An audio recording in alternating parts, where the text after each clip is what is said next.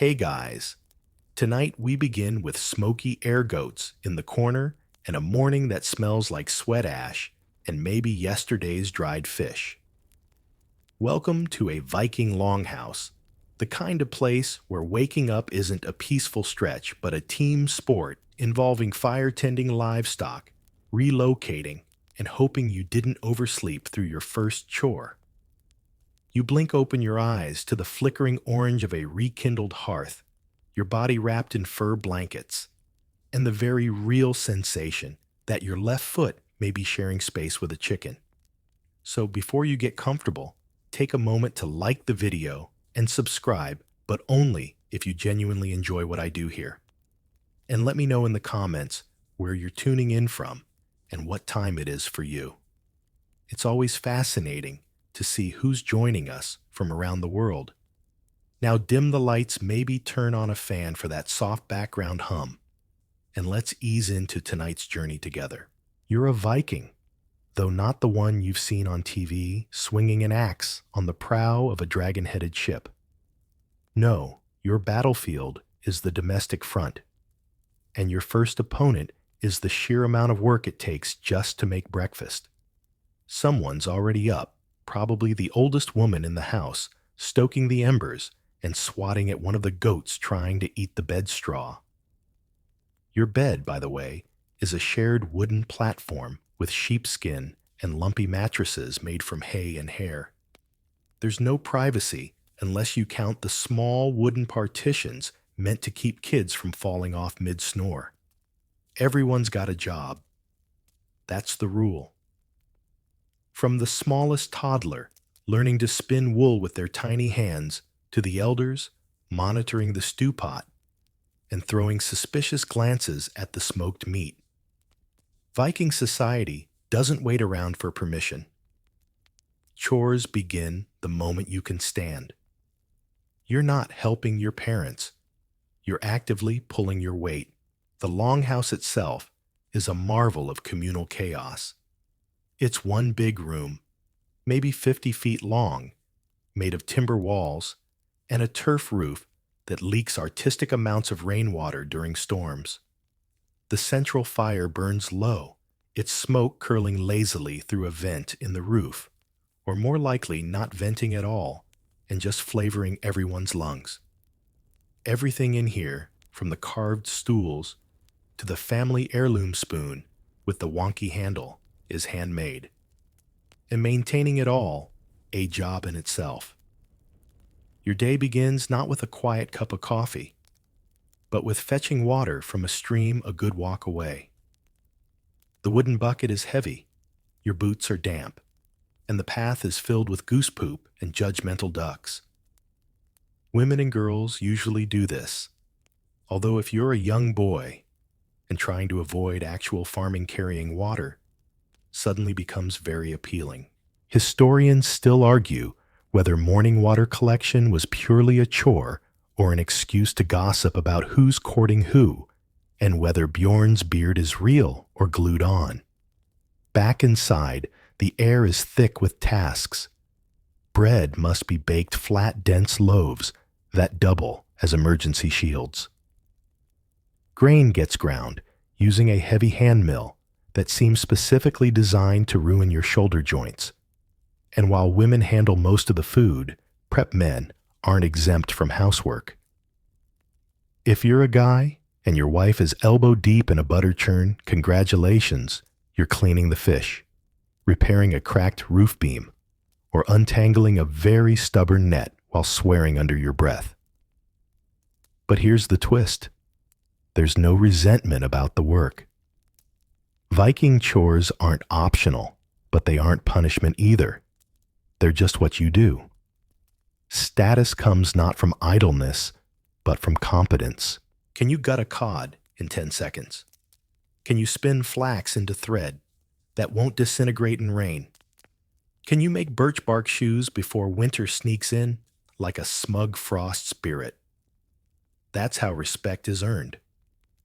Gender roles exist, sure, but they're less about oppression and more about efficiency. Men typically handle the heavy labor, plowing fields, cutting timber, defending the homestead when necessary. Women manage the home, the food, the trade prep, and everyone's sanity. Think of it like a Viking two-player co-op mode. Except instead of pause buttons, you've got 7 children, 3 cows, and a rooster with anger issues. Even breakfast is a team effort. Porridge bubbles in a pot hung over the fire flavored with dried berries or smoked meat if you're lucky. Everyone eats with wooden spoons from shared bowls. There's no leisurely chewing while scrolling Instagram. There's eating, then cleaning, then moving straight into whatever needs doing next. And in case you're wondering if any of this earned free time spoiler, it did not. Leisure was more of a rare atmospheric condition than a daily occurrence.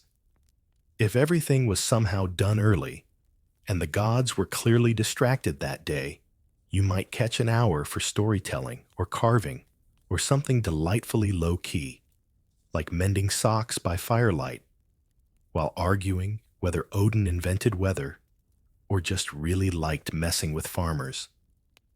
So here, in your smoky, bustling longhouse, as the sky brightens and the wind howls outside like a wolf, with a grievance, your Viking day begins. And whether you're sharpening tools, braiding hair, salting fish, or just trying not to trip over the family dog, one thing's clear.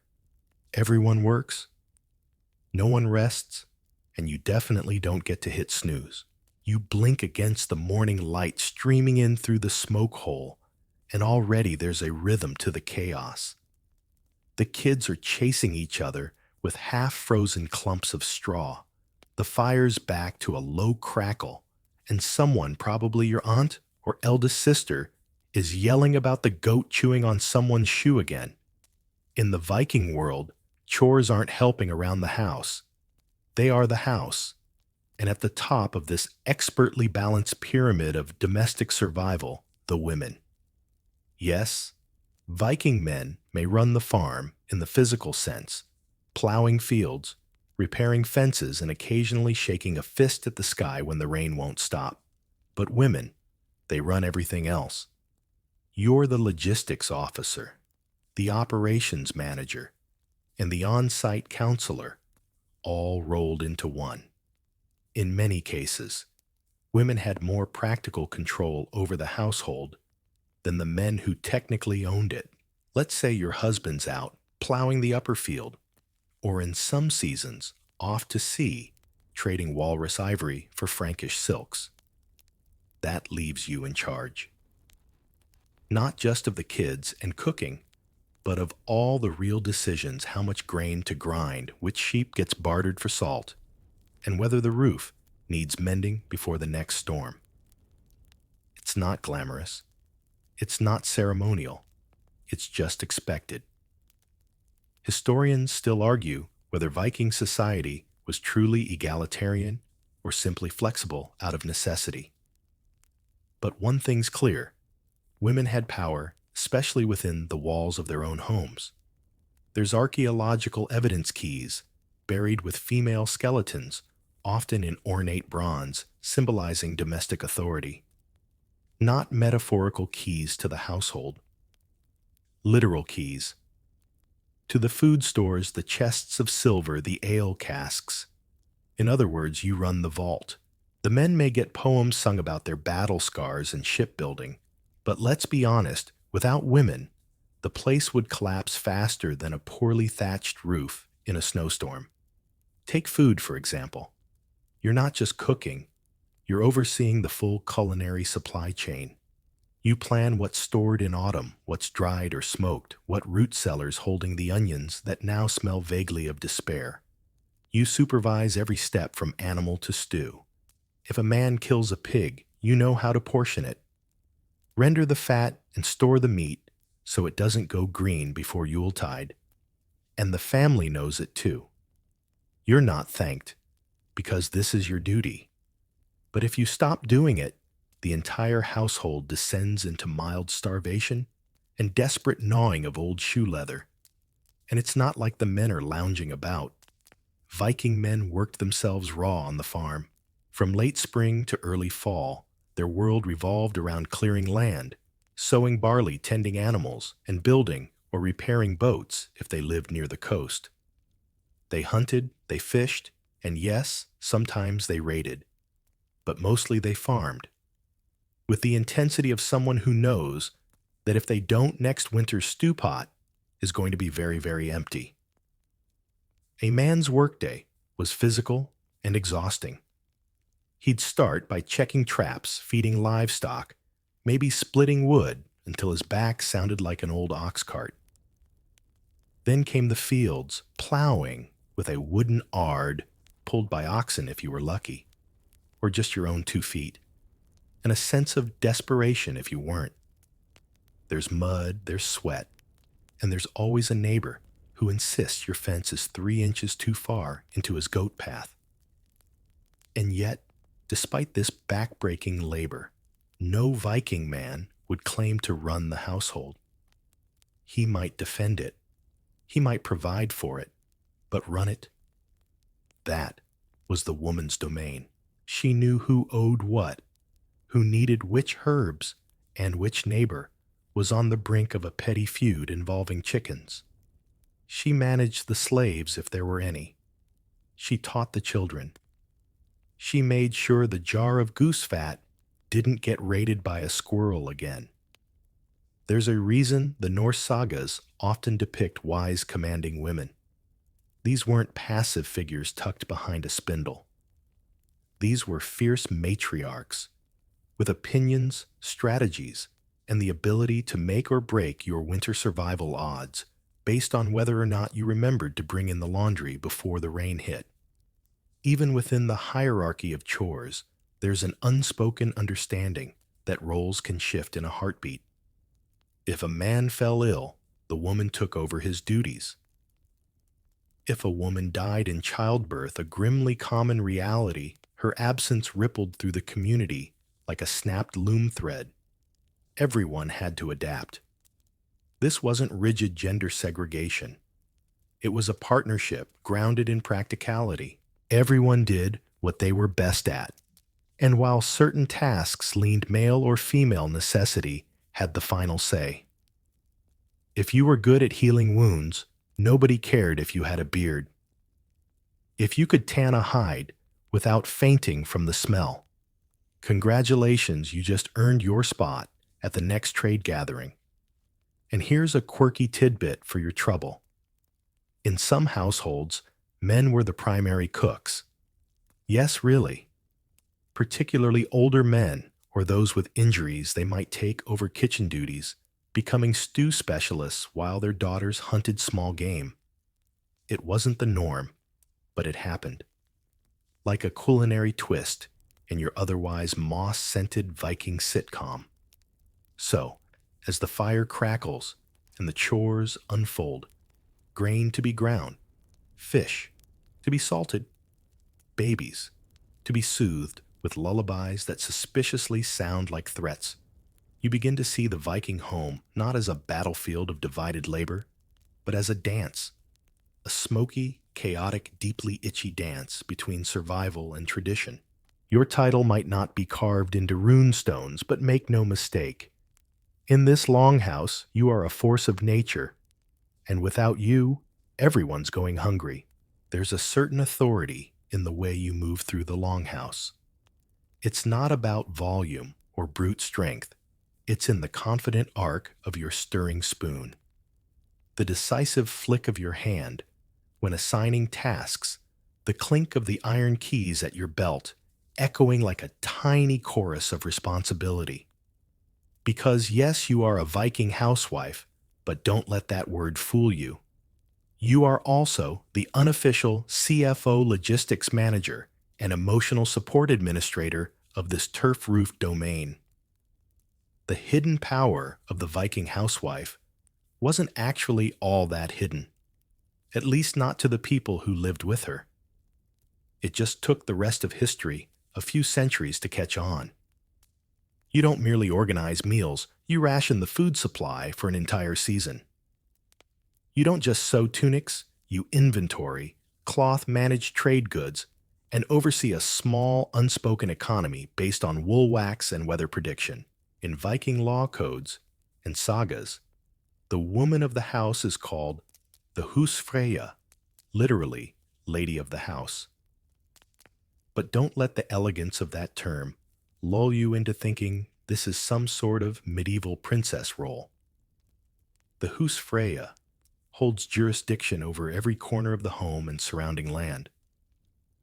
If the longhouse is a ship, she is the one holding the tiller while everyone else is arguing over goats. She decides who eats what, when guests are received, and how to allocate everything from salt to soap. If someone needs to be healed, she fetches the herbs. If a dispute erupts between children or servants, she's judge jury, and occasionally very creative disciplinarian. You don't want to end up on her bad side, not because she'll raise her voice, but because she'll give you the look. The one that says, I have no time for your nonsense. My stew is curdling, and you still haven't mended the fence. And it's not just inside the home. Step outside, and the husfreyja's influence stretches to the barn, the byre, the smokehouse, and every other damp, drafty building clinging to the homestead. Chickens don't lay eggs without her schedule. Cows don't get milked until she says so. Even visiting traders know to speak to her about goods and prices, especially if the man of the house is away or just not as shrewd with coin. Historians still debate the true extent of female authority in Viking households. Some suggest women were respected solely for their domestic efficiency. Others argue they had real social clout. But when you read the sagas, you notice something women talk back. They argue. They influence decisions. They even arrange marriages, cancel feuds, and call out cowardice when it shows up wearing a fancy helmet. Take the famous saga of Njal's saga. Hallgerdr, one of the central women, manipulates major events with a few choice words and a well-timed grudge. She doesn't swing a sword, but her decisions shape the narrative like a potter molds clay. That's not a passive housewife. That's a power player in wool socks. Meanwhile, back in your longhouse, you're overseeing the weaving station. That's right. You're not just cooking and yelling about goats again. You're managing the cloth production that keeps your family clothed and your household in decent standing with the local economy. Weaving wasn't some quaint pastime. It was commerce. The wool you spin becomes cloth. That cloth becomes trade. That trade becomes silver salt, or even occasionally imported combs from far-off lands. You've memorized dye recipes the way modern folks memorize Wi-Fi passwords. You know which plants to gather, what time of year to pick them, and how long to boil everything before the neighbors start asking if you're making soup or summoning spirits. Your loom is your weapon, your paintbrush, your business plan, and the loom room. That's your turf. It's where the women gather, work, and talk. Yes, talk. And here's where the real diplomacy happens. Every shared complaint, every tale of someone's husband accidentally selling the family sheep, every whispered theory about whose child definitely looks too much like that fisherman from across the fjord. It all gets passed around, evaluated, filed. You're not just weaving fabric, you're weaving alliances. Even the younger girls, those not yet betrothed, learn this balance. They help stir the dye pots, mind the babies, and listen closely as the older women spin not just wool, but stories, morality, tales, cautionary fables, and occasionally the kind of advice that starts with, "Now don't tell your father. I said this, but..." And yes, you're still cooking. Not because it's women's work, but because, frankly, you're the only one who knows how to get the hearth temperature just right. The meat needs to dry, but not burn. The barley has to boil for hours without boiling over, and someone needs to keep an eye on the butter churn so it doesn't walk off with the dog again. It's hard work. Bone-deep aching, wool-splintered hard. But in a society where survival depends on everyone pulling their weight, your load isn't invisible, it's essential.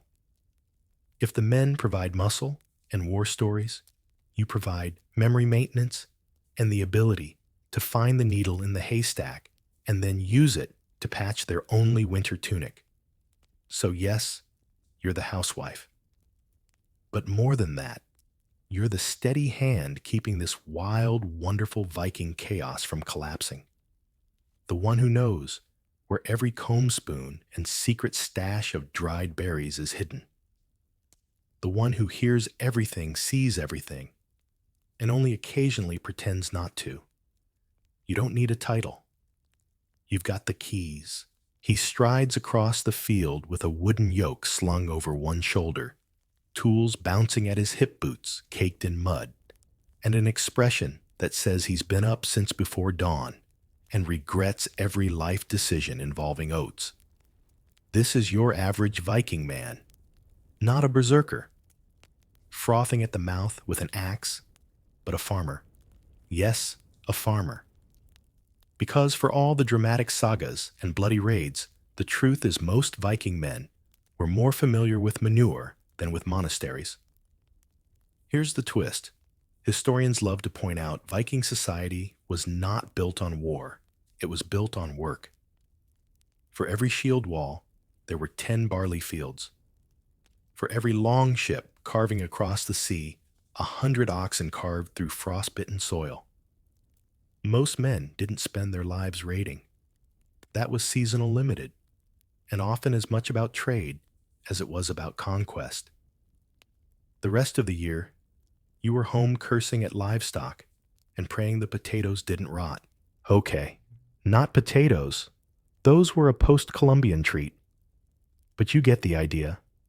You trudge out into the fields, and it's clear the soil does not care how glorious your beard is. It's cold, clumpy, and filled with rocks that seem determined to sprain your ankle. Your plow is a wooden ard dragged by a half-motivated ox, who may or may not be named after your cousin. You guide it in straight lines or wavy ones, depending on how much mead you had the night before, and turn the soil over for planting. Viking men were expected to be capable farmers, not just occasional helpers. The survival of the entire family hinged on your ability to sow, tend, and harvest enough food to last through winters that made frostbite feel like a warm-up act. You raised livestock, you milked cows, and yes, you helped shear the sheep, even if they kicked you in the knee every single time. But chores didn't end with farming. You repaired tools and fences. You collected firewood, not with a romantic forest stroll, but with aching arms and splinters the size of thumbtacks. You checked traps for rabbits, fished from icy rivers, and occasionally hunted game. Though let's be honest, most wild animals had better survival instincts than you did a good aim. And then there were the construction tasks. Viking homesteads didn't maintain themselves. Roofs, sagged walls split, and barns collapsed under the weight of too many soggy hay bales and one overly ambitious goat. So you patched, hammered, thatched, and lifted, building a boat that was a team effort involving chisels, pitch curses, and the shared understanding that someone's definitely going to smash a finger. Open scholarly debate continues over how much free time Viking men actually had outside of survival tasks. Some records suggest hours spent training with weapons or participating in thing assemblies, local parliaments, while others indicate that if you weren't working, you were either recovering from working or asleep. Given the physical demands of daily life, rest usually meant sitting still long enough to sharpen a blade or eat without spilling on your only tunic. And yes, raiding did happen, But it wasn't an all-male party every time. While most warriors were men, raids often involved a mix of traders, opportunists, and seasoned travelers who knew the difference between loot and a diplomatic incident. Many men never raided at all. They stayed home, kept the fires burning, and watched the skies nervously for news of a ship returning or not. The truth is, being a Viking man didn't mean glory, it meant grit. You had to know how to read the land, fix a roof fight off a bear, build a sled, and charm a cow into cooperating during milking. You learned from your father, your uncles, your older brothers, through example trial, and the occasional, unrepeatable accident involving bees and a badly sealed mead barrel. Your social status didn't free you from chores either. Even Jarl's nobility took part in managing their estates. They oversaw tenants resolve disputes and made sure their wealth, often in the form of livestock and land, didn't walk off on four legs in the middle of the night. Being noble didn't mean clean hands. It meant more responsibilities and better quality cheese. There's a fringe theory some scholars love to entertain that Viking culture prized competence above all else. Whether you were weaving a net or forging an axe skill earned respect. And for men, that meant mastering both survival and strength. Not just fighting, but farming. Not just sailing, but sewing sails. Not just building homes, but protecting them. And let's not forget the social pressure. If you shirked your duties, left the hay uncollected, the cow unmilked, or the roof leaking, you weren't just lazy. You were dishonorable. In a society where shame could follow your descendants for generations, being seen as idle or incompetent was a fate worse than exile. The sagas remember warriors, yes, but they also praise men who were dependable, just, and frankly good at their chores. Quirky detail time. There's evidence that some Viking men took great pride in their tools. Customizing handles, sharpening blades to obsessive levels, and even naming particularly reliable hammers or scythes. Think of it like medieval tool cosplay. You weren't just a farmer, you were that farmer with the unbeatable turnip hoe. So as you scrape mud from your boots and glance at the darkening sky, you know what's next. More chores. Always more chores. Maybe hauling water, maybe bracing a sagging wall, maybe tending to that goat with the judgmental stare. Your muscles ache. Your hair smells like smoke and wet grass, and your reward. A meal, a few hours of exhausted rest, and the quiet satisfaction of knowing you kept the whole operation running for another day. You're not a Viking because of the sword you carry. You're a Viking because when the land needed plowing, the firewood needed stacking, and the roof was caving in, you picked up the tools and got it done. The fire's crackling. The air is thick with smoke and the sour sweet scent of boiling herbs, and there you are, elbow deep in fleece, twisting raw wool into thread like some sort of Norse Rumpelstiltskin. But this isn't just busy work. This is weaving. And in Viking culture, weaving isn't just a chore, it's an act of cosmic significance. A woman at her loom wasn't merely making cloth. She was spinning wealth identity, and if the sagas are to be believed, maybe even fate. Let's start with the practical side. In the Norse world, clothing didn't grow on trees. Well, linen sort of did. But you still had to extract soaked dry pound and pray over the flax before it even thought about turning into fabric. Most garments were wool-based, which meant before you could wear a tunic or barter a cloak, someone had to raise the sheep, shear it clean. It card, it spin it, dye. It weave it, and then sew it into something vaguely tunic-shaped. Guess who did all of that? That's right. You. And maybe your daughters, your sisters, your grandmother, who definitely muttered spells under her breath as she dyed things blue with woad. Viking women were the textile engines of their society. The loom room was the nerve center of the household, a place of constant movement, clacking wood, and whispered judgments. And this wasn't just domestic, it was economic. Cloth was currency. You could trade it for food tools, livestock, even ships. High-quality wool, especially dyed and tightly woven, was as good as silver. Viking legal codes even list textiles as official forms of payment. Forget Bitcoin. Try paying your debts with a bolt of sea blue twill. Weaving also carried symbolic power. The Norns, those three shadowy Norse goddesses of fate, they were weavers. They spun the threads of life for every person knotting together, destiny death. And that time you fell in the well trying to impress a blacksmith's daughter. The connection between women thread and fate ran deep. Some believed that each piece of cloth carried part of a story, and cutting it the wrong way could jinx your entire family's winter. This is where things get wonderfully weird. There are fringe theories that suggest weaving was not just labor, it was spiritual work. Spinning with its hypnotic rhythm and circular motion could induce meditative states. Some sagas mention prophetic dreams had by women while at the loom. Was this just exhaustion? Perhaps. Or perhaps, as some scholars argue, the act of threading reality one strand at a time gave women access to deeper understanding. Either way, nobody interrupted the woman at the loom unless they wanted their eyebrows cursed. And dyeing.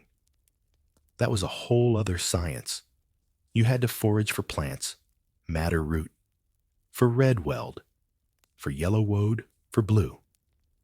Boil them down sometimes with urine. Yes, urine, then soak the thread and pray to every deity that the color took. If it didn't guess what you got to do it all over again.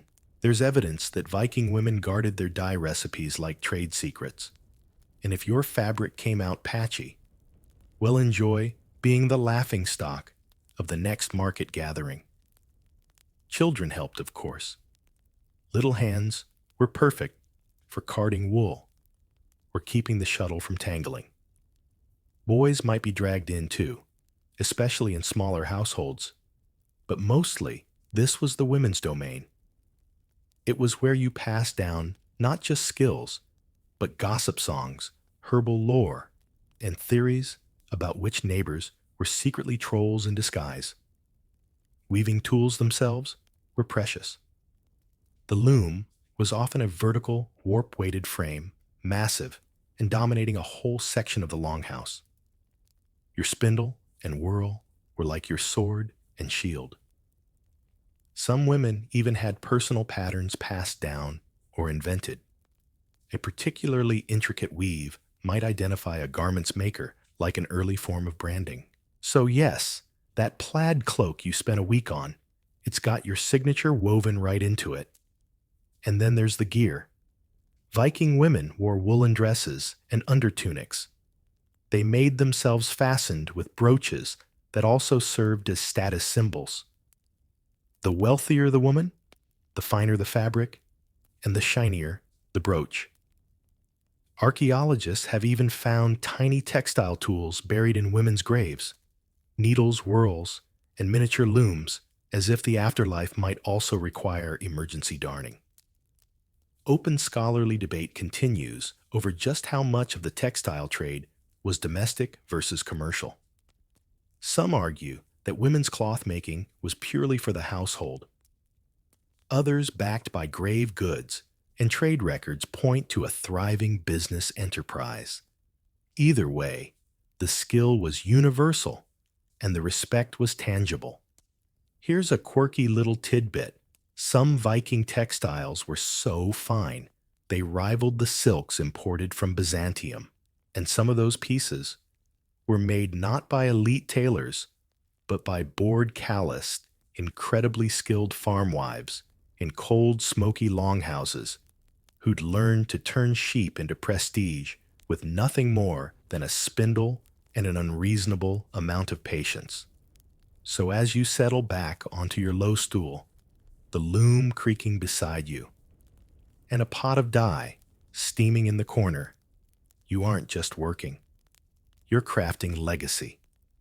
Your thread might wrap around a baby tomorrow, clothe a trader next week, or line a warrior's tunic on his way to glory. And somewhere beyond the walls of your longhouse, the Norns are watching, maybe nodding, maybe smirking. After all, they know there's no fate without fiber. You're walking across the packed dirt floor keys jangling at your waist like a badge of honor. And not just any keys. These are thick iron beauties, hefty enough to clobber a thief and clink with just the right amount of authority. You wear them on a chain or stitched onto your apron, not for fashion, but because they unlock everything important in the house, the pantry, the storeroom, the chest, with the family's silver, and possibly the drawer where you keep your emergency sass. In Viking culture, the woman who wore the keys wasn't just someone who remembered where the pickled herring was stored. She was the husfreyja, the lady of the house, and that title came with real tangible power. While her husband might own the farm, in name, you're the one who controls its inner workings. You're the logistics boss, the project manager, the dragon who guards the grain. When guests arrive, it's you they defer to for food, drink, and sleeping arrangements. When disputes break out between servants or kids, it's your call that settles them. If someone needs supplies, a cooking pot, a spool of thread, the really good smoked fish, you're the one with the literal keys to the kingdom. And it's not just symbolic. There are legal texts that back this up. Viking women could inherit property-owned land and manage wealth. The keys weren't just household items, they were tools of estate management. Open scholarly debate still spins around the exact limits of this authority, but archaeological digs keep turning up women buried with keys jewelry and fine cloth markers of wealth. Yes, but also of control. Let's talk food storage for a second. In a world with no refrigerators and no Trader Joe's, controlling the pantry is a matter of life and death. You have to decide how much dried meat to portion for winter, when to break into the honey stash, and who is absolutely banned from touching the good cheese. You oversee the salting, drying, fermenting, and hiding of the family's rations. If someone sneaks into the storehouse without permission, they're not just being rude, they're undermining your survival plan. And you will smite them, probably with words, possibly with a ladle. Then there's the money, or rather the silver. Viking currency was less coins and more grab a scale and weigh that hacked up jewelry. The family's silver was stored in locked chests, and guess who had the key? That's right, you. In many cases, Viking women handled the household's financial exchanges. They might not have traveled with trade ships, but they certainly knew how to price wool-count coinage and haggle with the best of them. And heaven help the merchant who tried to lowball you. You know the value of your goods. You spun the thread, dyed the yarn, raised the sheep, and bartered for that soapstone. You've got the receipts. You've also got the raised eyebrow that says, "Try me, Sven." It wasn't all business, though. The key bearer was also the keeper of ritual. You oversaw the preparations for family feasts, births, funerals, and harvest ceremonies. You knew which herbs to burn, which stew to serve, and which aunt to seat far away from the mead. Your role extended beyond logistics. It was emotional labor, social coordination, and ceremonial knowledge wrapped up in a single apron. And here's something delightfully specific. When a woman passed her keys on, say, to a daughter-in-law or heir, it was a major event. This wasn't just, here, hold these. It was the transfer of household sovereignty. If you were receiving the keys, you were becoming the new Husfreya. And yes, everyone noticed. That little jangle as you walk. It's not background noise. It's a reminder to everyone within earshot that you are the axis of the household. Even the goats respect you, mostly. Of course, not every Viking woman wore keys.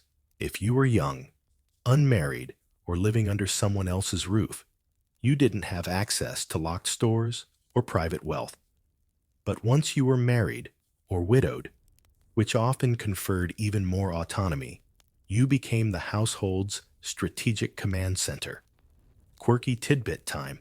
Some scholars think the phrase, wearing the pants, might as well have originated here, though obviously it was more like wearing the apron, with keys, and absolutely terrifying energy. There's even suggestion that some keys were decorative, elaborate pieces of metalwork meant to flaunt just how much authority the woman wielded. Imagine flexing your status with a keychain. Viking women did it first. And yes, the keys could be used to discipline unruly children or tap a careless husband on the wrist if he dared to misplace the butter barrel again. But mostly, they served as reminders that your authority wasn't something bestowed from above, but something earned through competence, endurance, and the quiet force of being the one who actually knew where everything was. So next time someone tries to romanticize Viking women as passive or silent figures in the background, just point to the woman with the key ring and a ledger in her head. She's the one keeping the lights on the food stocked and the neighbors slightly afraid. Not because she shouts, but because if you cross her, she just might lock you out of the pantry. There's a pot, bubbling, over the hearth, thick and brown, with a suspicious sheen of grease, and you know without even tasting that tonight's dinner will be the exact same as yesterday's, and probably tomorrow's. Welcome to Viking cuisine, where your culinary tools include fire grit and a large wooden spoon you wield like a club. You don't just cook, you command. Food wasn't optional. It was fuel, medicine, and the thing that kept families alive through snowstorms, plagues, and in-laws, and the responsibility of feeding a household that landed squarely on your shoulders. Yes, you handled everything from grinding barley to boiling bones, and you had to do it without recipes, timers, or the moral support of a YouTube cooking channel. Just instincts, Ash, and a vague understanding of how long fish can hang in a smoky hut before it turns on you. Let's start with bread. Viking bread was flat, rough, and often made with barley or rye grains that thrived in the chilly northern climate. You ground the flour yourself using a rotary quern, which is basically a prehistoric food processor designed to destroy your back and arms in equal measure. It's not just a chore, it's a workout with consequences. Kneeling on the floor, turning the heavy stone, you'd grind enough grain to make dense, unleavened loaves that doubled as emergency doorstops. And don't even get us started on beer. Brewing wasn't a man's domain, it was yours. Beer was the beverage of choice for everyone, kids included. Not because it was a party, but because it was safer than water.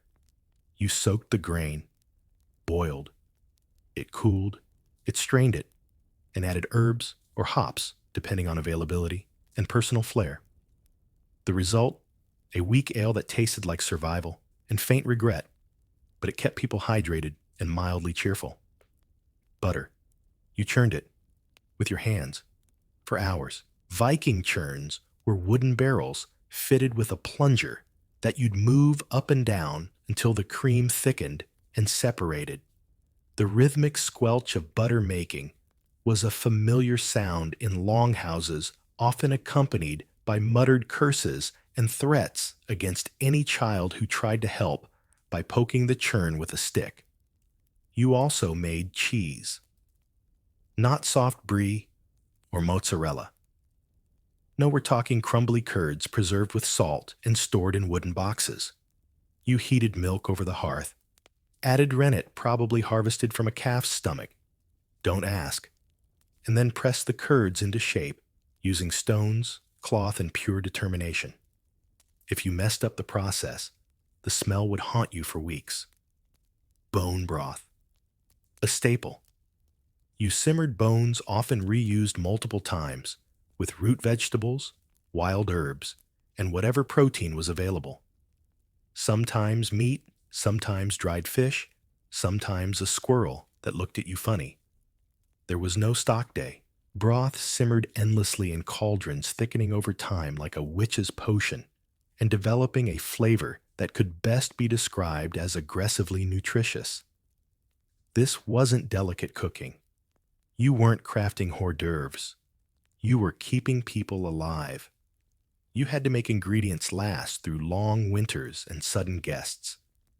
You knew which mushrooms were edible, which herbs cured stomach aches, and how to cook eel without dying. You salted, pickled, smoked, and dried like your family's lives depended on it because they did. And you didn't cook alone. Older children helped stir pots, peel roots, or fan the flames. Teenage girls learned the difference between done and definitely still cursed. You passed down tricks how to tell when the gruel needed more salt, how to wrap fish in birch bark before roasting it under coals, how to slice meat thin enough to dry on racks without it attracting every fly in the village. There's still scholarly debate about how elaborate Viking meals were. Some believe the food was repetitive and bleak. Others argue there was more variety than we assume, especially for those near coastal or trade-heavy areas. What's clear is that the person cooking wasn't just following orders. They were adapting to season's trade and sheer improvisation. Feasts were a different beast. During major holidays or important visits, you'd go full culinary general. Roasts on spits, pots of stewed apples, and honey platters of boiled grains mixed with berries, hazelnuts, or even bits of meat if you were feeling indulgent. You'd direct helpers delegate duties and still manage to glare at the dog when it tried to steal the smoked lamb leg. Let's not forget fermentation. You fermented everything: cabbage, turnips, even fish. Ever heard of surstrumming? Yeah, that's the sort of aromatic horror you dealt with. You sealed barrels with fish salt, and time left them in cool, dark corners and hoped they wouldn't explode. If they didn't, congratulations, you had protein for winter. If they did, well, you were probably blamed for summoning demons. And here's a quirky detail: some Viking women cooked with herbs that also had medicinal or mildly mind-altering effects. That calming stew might also help your uncle sleep through his noisy snoring, or convince grandma that the chickens aren't whispering again. Your kitchen tools, limited: cauldrons of iron or soapstone, wooden spoons, knives that doubled as weaving tools and emergency dental instruments. Your hearth wasn't just a place to warm your toes, it was the stove oven, water boiler, and central heating system all in one. So as you lean over the bubbling pot, wiping your hands on an apron that's older than your youngest child, take pride. You're not just feeding your family, you're conducting a daily symphony of flavor preservation and strategic food deployment. Tomorrow, you'll do it again. Because in Viking homes, meals weren't made, they were battled into existence. You're elbow deep in bread dough when a tiny voice pipes up from across the room. Can I help churn? It's your 6-year-old eyes, wide face, smudged with something suspiciously soot-colored, holding the butter plunger like it's a heroic sword. And you don't even flinch. Because Viking parenting means one thing: everyone, no matter how tiny, works. In a Viking household, raising children wasn't a phase. It was a full-blown apprenticeship program. From the moment they could toddle without falling face first into the hearth, kids were given tasks. Small ones at first picking herbs, feeding chickens, holding the yarn skein while you wound it. But soon, they were hauling water, gathering firewood, and trying very hard not to spill soup on the family's only cloak. There wasn't much room for coddling. Childhood was brief, charming in moments, but mostly practical. Your son might be carrying a miniature axe by age 10. Your daughter probably knew how to spin wool before she could write her name, assuming she ever learned to write her name. And both would have had their chores memorized faster than they learned to walk quietly during adult conversations. You didn't raise raiders, you raised contributors. And if one of them grew up to be a raider, that was just a side hustle. Most boys weren't dreaming of longships and plunder. They were learning how to herd sheep, dig fence posts, and help smoke fish without falling asleep and burning the whole smokehouse down. Girls, meanwhile, mirrored their mothers. They learned to card, wool-chop vegetables, mend tunics, and not uncommonly give orders to their younger siblings with an eyebrow arch that could terrify a goat. Training started early. You gave them their first wooden spindle as a toy, and by age 8, they were spinning full bobbins of thread while humming saga verses under their breath. Viking kids didn't go to school unless you count life itself. Education happened through imitation repetition and the occasional lovingly barked correction. Your job was to pass on everything: how to store dried fish without it going funky, how to tell when the cow's about to birth her calf, which berries won't send you on an accidental trip to Valhalla. This was survival, not enrichment. Sagas and poems were another classroom. You taught your children to listen, memorize, and repeat. Oral tradition was everything. They learned family histories, heroic deeds, cautionary tales involving frost giants, and poor financial planning. Storytelling wasn't just entertainment, it was cultural armor. If your child could retell a saga, they were part of something bigger. If they could improvise a verse mid-chores, even better. And yes, kids played. With carved wooden toys, tiny sleds, and the ever-reliable throw rocks at stuff game. But play often blurred with work. A pretend market stall involved real wool. A mock battle taught spear handling. Even tag helped with dodging the neighbor's aggressive goose. Fun was folded into function like cinnamon into dough sweet, but always practical. When the household included extended family, and it usually did, older children helped care for younger ones. Cousins, siblings, and fostered children, a common Viking custom shared tasks and bunks. Elders supervised from the sidelines, often with dry commentary, and the power to assign chores with one pointed look. Discipline wasn't about grounding or timeouts. It was more like, you forgot to bring in the firewood.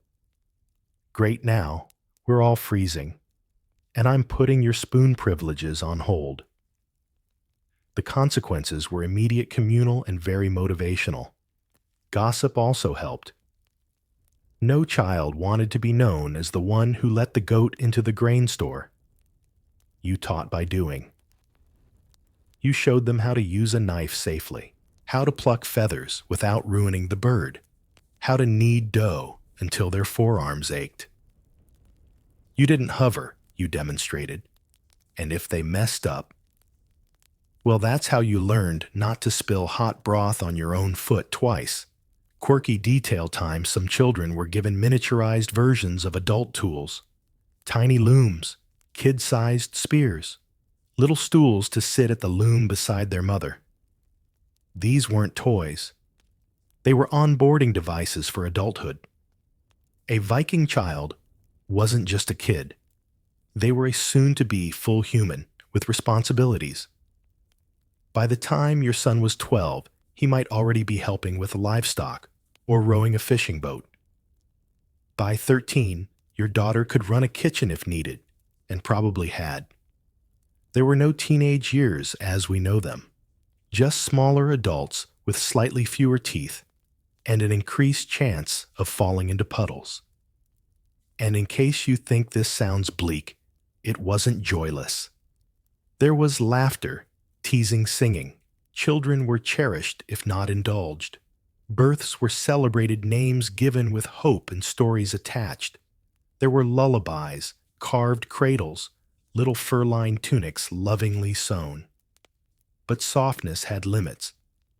If a child made it past infancy, a major milestone, they were expected to start pulling weight, because the world didn't pause for childhood, and neither did the chores.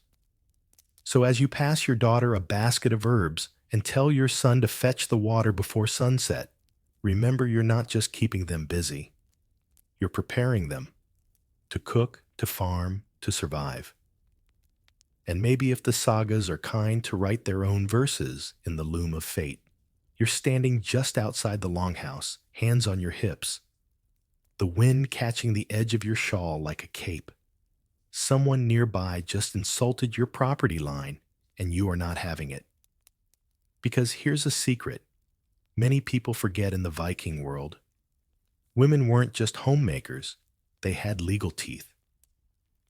You could sue, inherit divorce, and in some cases, wield more power in court than your male counterparts. In this culture, where strength was often measured in sword swings and plowed acres, the legal rights of women were surprisingly robust, at least compared to the stereotypes. If you were a free woman, especially one who was married, widowed, or well-connected, you had standing. That meant you could appear before the Viking Community Assembly and bring your grievances, defend your land, or call out that one neighbor who accidentally keeps letting his sheep graze in your barley. Viking law codes from Iceland and Norway preserve this dynamic. Women could inherit property, especially when there were no male heirs. Daughters had claims to land, livestock, and wealth, though the shares were typically smaller than their brothers. Still, this meant you might find yourself managing several fields, a few cows, and a stack of silver, while also teaching your niece how to sew a tunic without skewering her fingers. Marriage didn't mean forfeiting your identity. Women kept their names, maintained control over their dowries, and could even initiate divorce. That's right. If your husband was abusive, neglectful, or just so impossibly annoying that even Odin would roll his eyes, you had options. One method: stand at the doorway, declare your intent before witnesses, and reclaim your property. That's it. Marriage over. Next. Of course, this wasn't without limits. Women still lived in a patriarchal society. Their rights were strongest within the household and community, but less visible in politics or war. High-status women, those from noble or wealthy families, enjoyed more legal autonomy than poorer ones. But even a modest farmer's wife had tools at her disposal if she knew how to wield them. And most did. Take disputes over land. If a border was in question, it was often women who remembered where the boundary stones were laid, who witnessed the original agreement, or who could produce the heirloom spoon engraved with Grandpa's initials and a suspiciously angry goat. Memory mattered.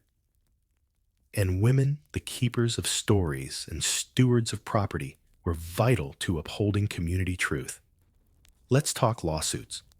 If someone wronged you, damaged your goods, insulted your honor, or shortchanged you at the market, you could seek compensation. Women could serve as plaintiffs, defendants, and even witnesses, though their testimony often required support from male co-witnesses. Still, it happened regularly. And when you walked into the thing, everyone listened because they knew if you were showing up, it was serious. Open scholarly debate continues on the exact mechanics of female legal power, whether it was as respected as male authority or more performative. But the sheer number of saga scenes featuring women laying down the law suggests it wasn't rare.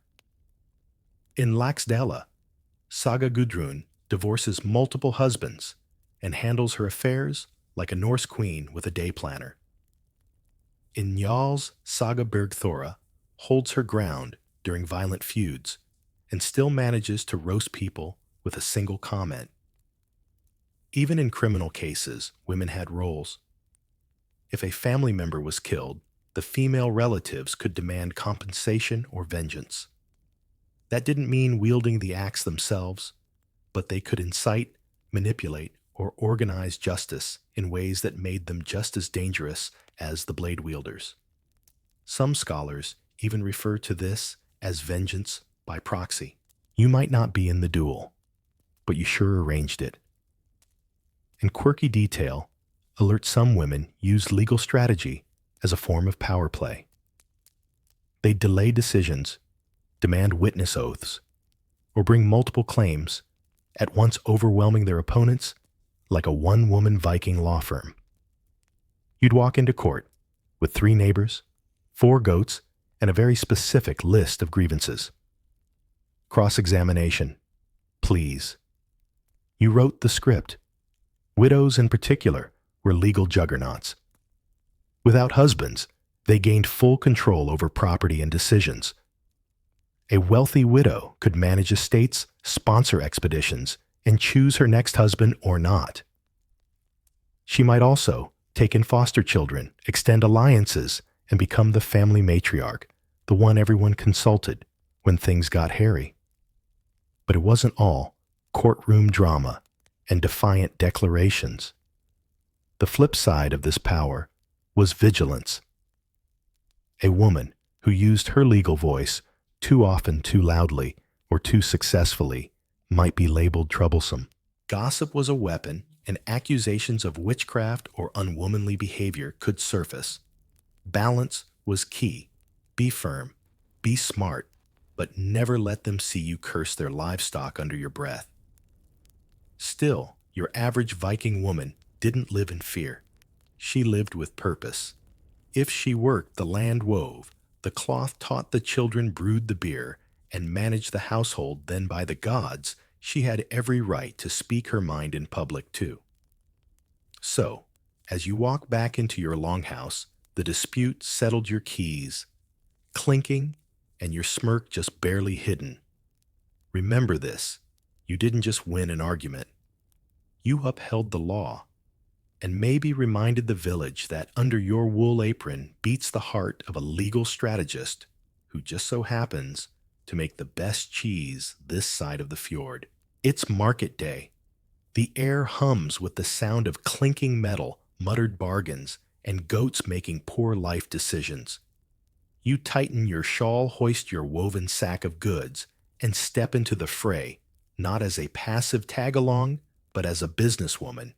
Because while Viking men may have sailed off to trade walrus tusks and rumors, you've been running a small enterprise from your loom room all year, and now it's time to turn that cloth into coin.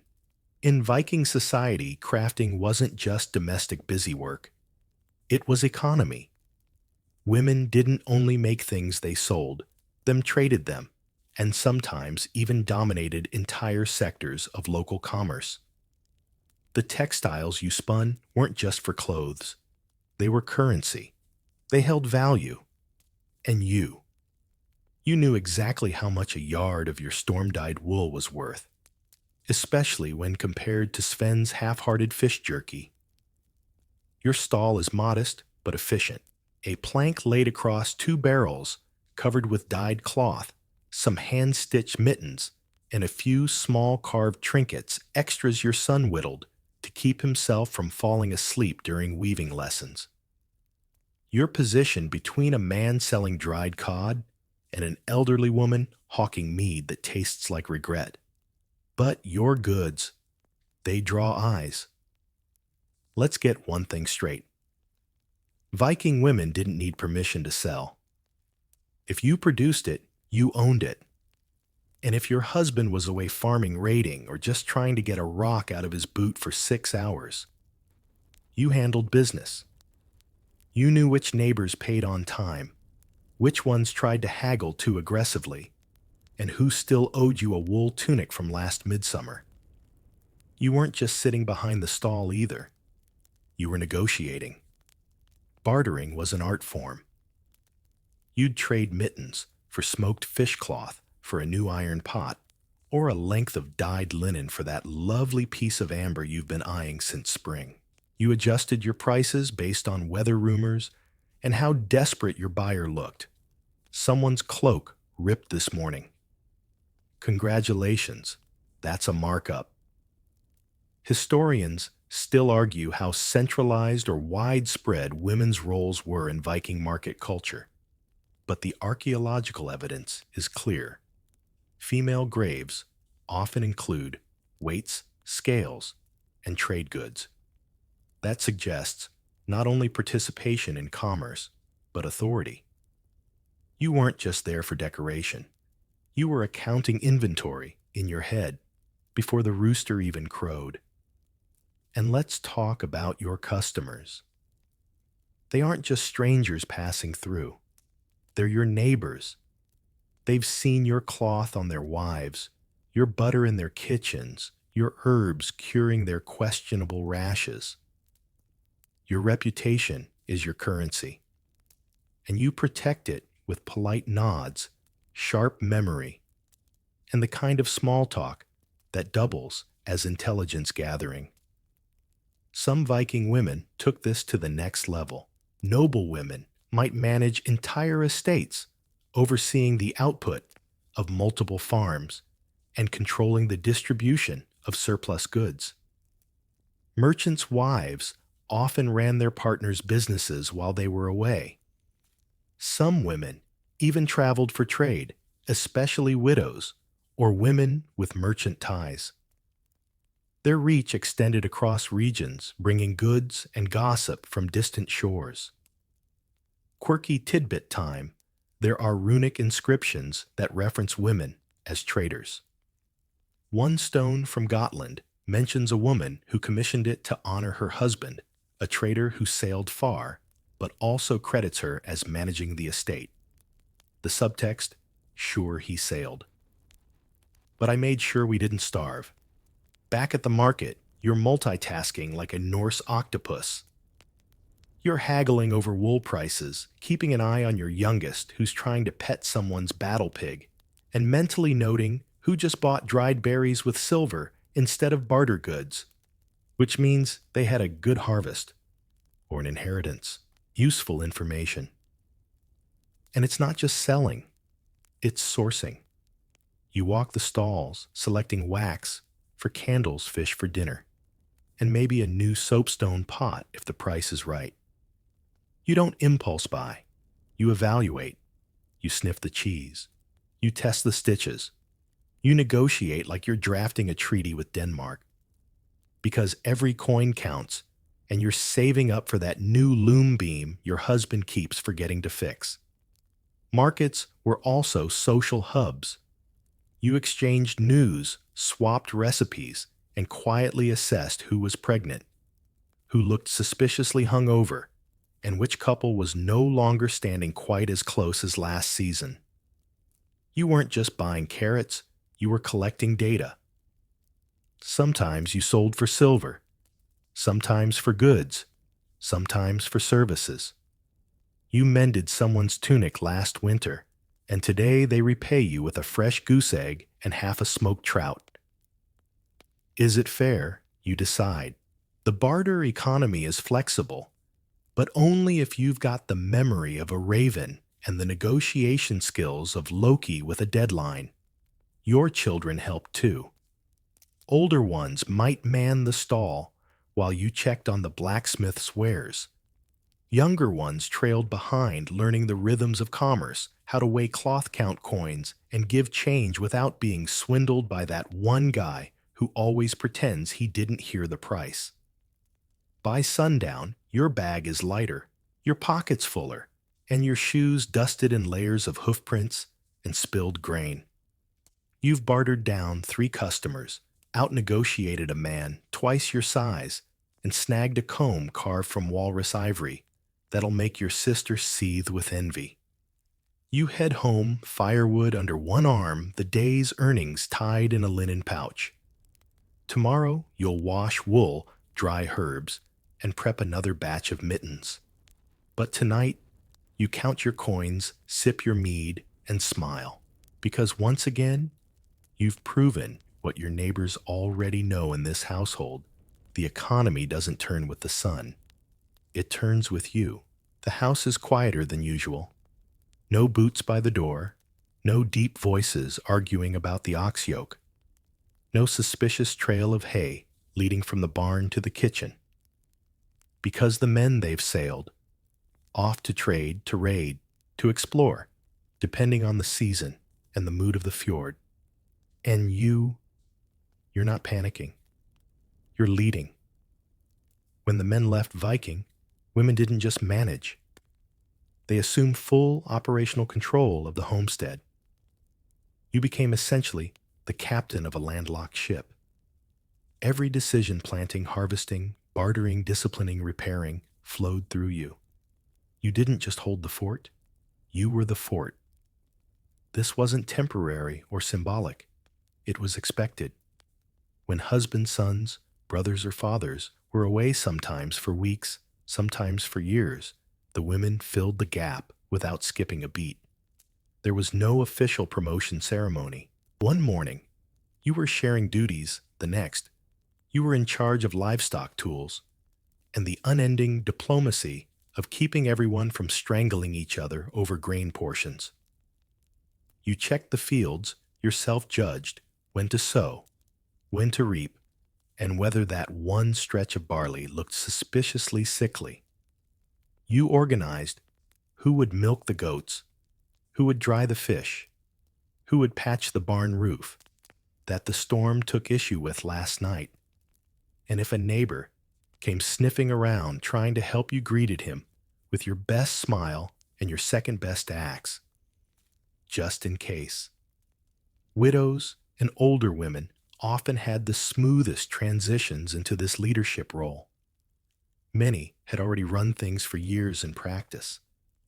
But even younger wives stepped up. The skills were there learned since childhood. You weren't improvising. You were activating. And this wasn't just about survival. It was about maintaining status. If your husband was a jarl, a trader, or a respected farmer, you were expected to uphold that household reputation in his absence. That meant attending the thing, settling minor disputes, and making sure the farm didn't look like it had been abandoned to trolls and geese. Your word carried weight. If someone tried to encroach on your land, barter unfairly, or question your decisions, you didn't wait for backup. You brought your case, summoned your witnesses, and made your stance clear politely, of course, unless they persisted, in which case, less politely. Open scholarly debate continues on just how much social authority women wielded during these absences. Some claim it was purely functional. Others argue these stretches of solo governance reshaped women's power long-term, especially in regions with frequent sea travel. What's certain is that Viking men returned to homes that hadn't fallen apart in their absence, and that was no accident. And yes, you still had to do everything else. Meals didn't stop because you were coordinating hay deliveries. Children didn't suddenly grow more responsible. The goat still found new and exotic ways to get into the storeroom. You balanced labor and leadership like a juggler on a balance beam. Sometimes you even handled defense, while large-scale raids were rare disputes or petty theft weren't. If someone tried to steal from your property, you could rally your household arm yourself or call in favors from allies. Viking women were known to wield weapons in defense not in dramatic shield wall glory, but in close quarters, high stakes practicality. You protected what was yours. And let's be real, you sometimes liked the quiet, the rhythm of a house running your way. No arguments about where the extra grain sacks should go.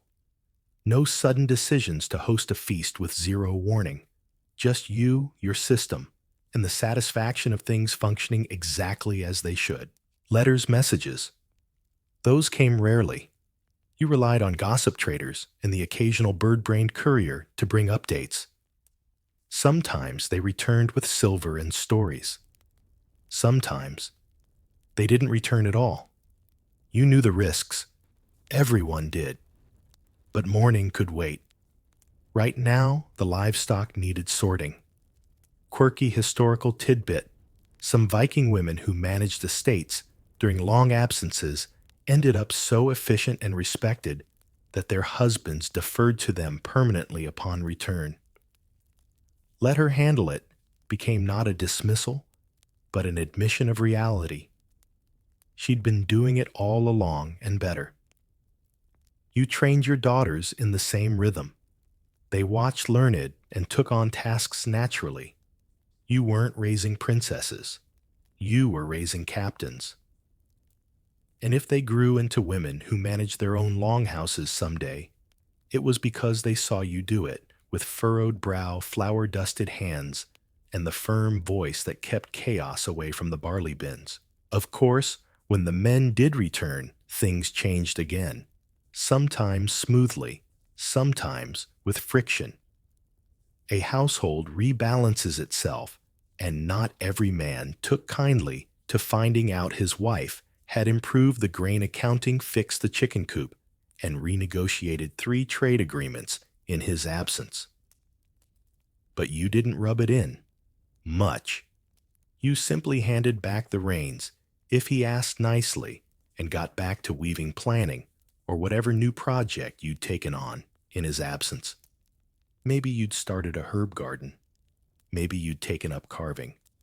Or maybe, just maybe, you'd learned you didn't need quite so much noise to run a perfectly functional home. So as you checked the horizon, listening for distant sails, the wind in your braid, and a ledger in your mind, remember, you didn't just hold things together. You led. Without ceremony, without pause, without fail. You gripped the pail with one hand, squinting against the sun as you step through the slushy barnyard. It's milking time again. Actually, it's always milking time. The cows don't care that your back hurts or that the weather is somewhere between light drizzle and existential crisis. Because when it comes to farming, Viking women don't get a break. They get a bucket and a task list longer than the fjord. Yes, men might be the face of heavy farming, plowing, sowing, wrestling with oxen, like their angry roommates. But women handle the heartbeat of the farm, the animals, the byproducts, the endless cycle of, oh, look, that cow escaped again. You oversee the dairy, the poultry, the preservation. If men wrestle the land, you sweet-talk the beasts, or glare them into cooperation.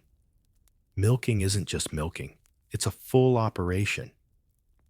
You have to know when each cow is producing which one kicked your niece last week, and whether the churn from yesterday's batch smells slightly off. You collect the milk strain, store it in clay vessels, and immediately start planning whether it'll become fresh cheese butter or be stirred into porridge to convince your youngest that oats are still exciting. Then there are the goats. Goats are tiny, hairy anarchists. They climb everything, eat everything, and have no respect for fences or your nerves. But their milk is rich, and their wool has value, so you tolerate them barely. Your daughter has named one Sass, and honestly, it fits. Chickens? They're your alarm clock, your egg factory, and your best gossip network. You can tell a lot from how a hen clucks. There's drama in the coop every morning, and you with your apron and your slightly judgmental stare are both mediator and breakfast manager. Beyond the animals, there's the fish. Not the fun kind you catch on sunny afternoons. No, we're talking drying racks stacked with thin-sliced fillets salted and hung with the exact precision needed to avoid mold rot or swarms of flies that act like they pay rent. You turn the fish check the racks and yell at your son when he accidentally knocks a batch into the mud again. And then there's preservation. Summer and autumn are a race against rot. You're smoking meat, salting herring, burying root vegetables in pits lined with straw, and making sure the mice don't start their own buffet. Every item must be prepped for the long winter. There's no fridge, no freezer, just your skill and a prayer to the kitchen gods. Quirky side note, some Viking farms used underground food cellars, essentially large pits covered with wood and earth. Temperature controlled if you consider slightly less freezing to be a controlled climate. You'd send your daughter down with a torch, and if she came back with the cheese and all her limbs, that was a good day. Washing day is another ordeal. You haul water from the stream unless it's frozen, in which case you hack at it with a stick and question your life choices. Clothes are scrubbed with ash soap and pounded against stones until they surrender. Then they're wrung out, hung to dry, and immediately rained on because the weather thinks it's funny. And through it all, you're still managing everyone else.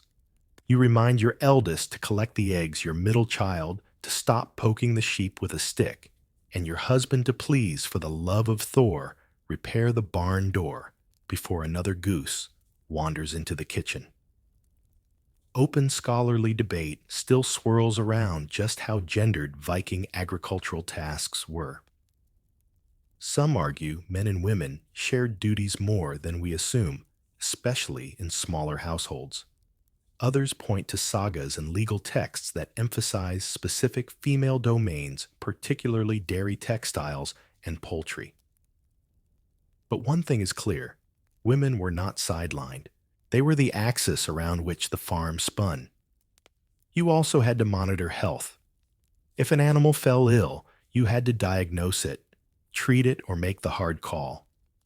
Herbs poultices and experience came into play. You knew which plants soothed swelling, which teas helped with birthing pains, and which mushrooms not to feed the goat again. You remembered what your mother taught you, what your neighbor whispered, and what your grandmother warned never to do under a full moon. And when winter came, everything intensified. The animals had to be brought inside. You shared space with cows, sheep, and chickens, each with their own aroma and attitude. You laid extra straw, checked that feed hadn't gone moldy, and listened for the dreaded silence that meant something was very, very wrong. Your days blurred together. Wake, feed, milk, cook, repair, yell, soothe, repeat. The work never stopped. But in this rhythm, you found pride. Every slab of salted meat, every stack of hay, every surviving chicken was a victory. And if the men ever wondered how the household functioned so smoothly while they were off sailing into chaos, well, they didn't ask. They knew. You didn't wear armor. You wore layers of wool smeared with ash, stained with berry juice, and dusted in flour. You didn't wield a sword. You wielded a ladle of butter churn and a glint in your eye that said, "I will bury you in onions if you drop that bucket again." So when the sun sets and you finally sit on a three-legged stool with a bowl of broth and a lap full of mending, just know you're not just keeping things afloat. You're the reason the farm exists at all. The loom creaks like a sleepy door hinge as you adjust the tension one last time. In front of you hangs a vibrant sheet of newly woven wool, sun yellow. dyed with wildflowers, and steeped in the kind of quiet pride that only comes from hours of squinting at threads in firelight. This isn't just a blanket, it's currency craftsmanship, and a declaration you know what you're doing, and you'd like to see anyone try to outweave you before breakfast. In Viking society, textile work wasn't cute domestic fluff. It was hard labor, valuable commerce, and yes, sometimes spiritual expression. Your cloth could clothe a household, pay a debt, or impress a merchant into adding a few extra herring to your barter deal. And you're at the center of it all. The process started months ago. First, the sheep were shorn sometimes by men, sometimes by you, depending on who had the better hands and stronger ankles. Then the wool had to be cleaned. That meant hours hunched over buckets of water, picking out dirt hay and whatever else the sheep had been rolling in. Your fingers, raw, your back sore, and yet onward.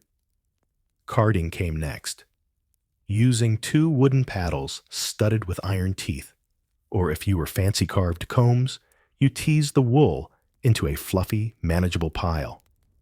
This wasn't quick or glamorous. It was the slow taming of chaos. You carded until your arms ached and your hair smelled like lanolin and resentment. Then came spinning. You used a drop spindle, a simple tool with a wooden shaft and a weighted whirl. You twisted the fibers by hand, feeding the wool down carefully, letting it draw out, catch, and hold. Spin pinch, draw, release. It was rhythmic, meditative, and dangerous to your sanity if interrupted mid-draft by a child asking where their sock went. And then you died. Oh, the alchemy of dying. Weld for yellow, woad for blue, madder root for red. You gathered herbs and roots in secret spots, traded for rare ingredients, and brewed batches in iron pots over smoky fires. Dying was half art, half chemistry, and 100% temperamental. Get the ratio wrong. Your cloth turned swamp brown. Boil it too long. Congratulations. Now it smells like fear. Dyes weren't just about beauty. They were status symbols. Bright colors were expensive and rare. If someone showed up in a deep green cloak, you knew 2 things: they had wealth, and they were probably showing off. You didn't judge. You just took mental notes and planned to outdye them at the next gathering. Now at the loom, you finally wove. Viking looms were vertical warp-weighted beasts that stood tall in the home, usually in a space with good light and poor ventilation. You stood for hours, passing the shuttle, beating the threads down, and muttering to yourself like a textile witch. Each pattern was memorized, passed down, or improvised, depending on your skill and mood. Mistakes weren't just annoying, they cost you time, wool, and possibly your last shred of patience. Some women used elaborate designs, stripes, checks, even early geometric motifs. You might weave a personal touch into the hem, a knot that meant luck, or a symbol that said, "This is mine, hands off." You knew other women's work by the feel, the tightness, the smell. You judged. They judged back. It was like a Viking version of Instagram, but with more back pain. And here's where it got lucrative. Finished cloth was one of the most tradable goods in the Viking world, especially sailcloth. Yes, sails for ships were made of tightly woven wool, often waterproofed with animal fat. They were huge, heavy, and vital. Some scholars even argue that the production of sailcloth was so time-consuming and expensive that entire families revolved their economies around it. Imagine you standing in the center of the longhouse, managing a small textile factory, your daughter spinning, your niece dyeing, your cousin mending, all of you producing something that might one day carry a ship across the sea or keep someone warm through a merciless winter. And you knew what your cloth was worth. You set the prices, negotiated the trades, and when needed, sniffed dismissively at anyone who tried to underpay. Your work had value, measurable, tangible, undeniable. One bolt of fine wool might earn you dried fish, a pouch of salt, or half a pig. It might settle a debt mark, a marriage arrangement, or be gifted as a prestige item. If it was dyed, even more valuable. If it was dyed, well worth its weight in silver. There's even archaeological evidence that Viking women branded their goods not with fire, but with signature techniques. A specific hem stitch, a twist in the fringe, a thread of color that said, "I made this, and if you don't like it, that's on your lack of taste." Craft was identity. Identity was currency. Quirky fact: some Viking settlements had central weaving sheds, shared spaces where multiple women worked together, pooling resources, sharing gossip, and comparing calluses. Imagine the hum of conversation, the clack of loom weights, and the occasional dramatic tale about a goat that ate someone's dye plants. These were communal factories and community theaters rolled into one. So now, as you roll up the finished cloth brush off the stray fibers and nod in satisfaction, you know you've done more than make fabric. You've spun a story. You've fed your family. You've strengthened your standing. You've looked time in the eye and said, "Try unraveling this, and tomorrow you'll do it again." Because in this house, the loom doesn't sleep. The riverbank greets you with icy mist and the faint familiar stench of wet wool. It's washing day again, and that means trudging down the muddy path with arms full of tunic socks and whatever that brown cloth used to be before your toddler weaponized stew on it. You're not alone, of course. Other women are already there, hunched over the rocks, sleeves rolled, voices rising and falling in rhythm with the scrubbing. Welcome to Viking Laundry Day, part community gathering, part physical torment, and part unlicensed therapy session. You drop your bundle, shake out your cloak, and get to work. Washing clothes isn't a light chore. It's a full-body event. No soap, you make your own. Ash and lye, sometimes mixed with stale urine for that extra punch. The mix cuts through, grease softens fibers, and makes you question every life choice that led you to this river at dawn, with frost nipping your ankles. The river itself, cold, very cold. It doesn't matter if it's spring, your hands go numb 5 minutes in. You bash the garments against rocks, or slap them on wooden boards, working the dirt, and smell out with enough force to qualify as a minor Viking battle. If a sock floats away, you let it go. You're not diving after it. Not again. But here's the upside. This is your break, your social hour, your unofficial roundtable of local opinion. Because while your hands are wringing out tunics, your mouth is free to speak, and speak you do. Did you hear Freydis caught her husband sneaking dried apples into the market? Claimed it was just a taste test. She's making him wear the old boots now. Gudrun's daughter dyed her own dress. Came out green like swamp moss. She says it's the new thing. Thora's been sleeping in since the men left. Says it's strategy. I say it's lazy. The chatter is endless rich with jokes, theories, and that one eyebrow-raising saga retelling involving a very slippery eel. You laugh, you tease, you vent. No one here judges. Because every woman by this river knows exactly what it means to carry the household on her back while also carrying laundry down a goat path at sunrise. Open scholarly debate continues about how often Viking women gathered in communal spaces like this. Some argue for shared washing sites as social hubs. Others suggest most chores were done in solitude. But one thing is clear. Where there was water and work, there was probably conversation, and often influence. Information spreads here faster than anywhere else. If a feud's brewing, you'll hear the first mutterings over a soapy tunic. If someone's child is sick, you'll learn the herbal remedy before it hits the market stall. And if someone's husband tried to fix a roof with fish glue again, oh, you're going to know all about it. Sometimes solutions are found too. Someone shares a new knot to fix sandals, or a better way to dry cloth over a smoky fire without it smelling like despair. You swap dye recipes, argue over lye-to-water ratios, make plans to meet later for mending. The river becomes more than a workplace. It's your office, your forum, your safe place to groan without judgment. And quirky tidbit.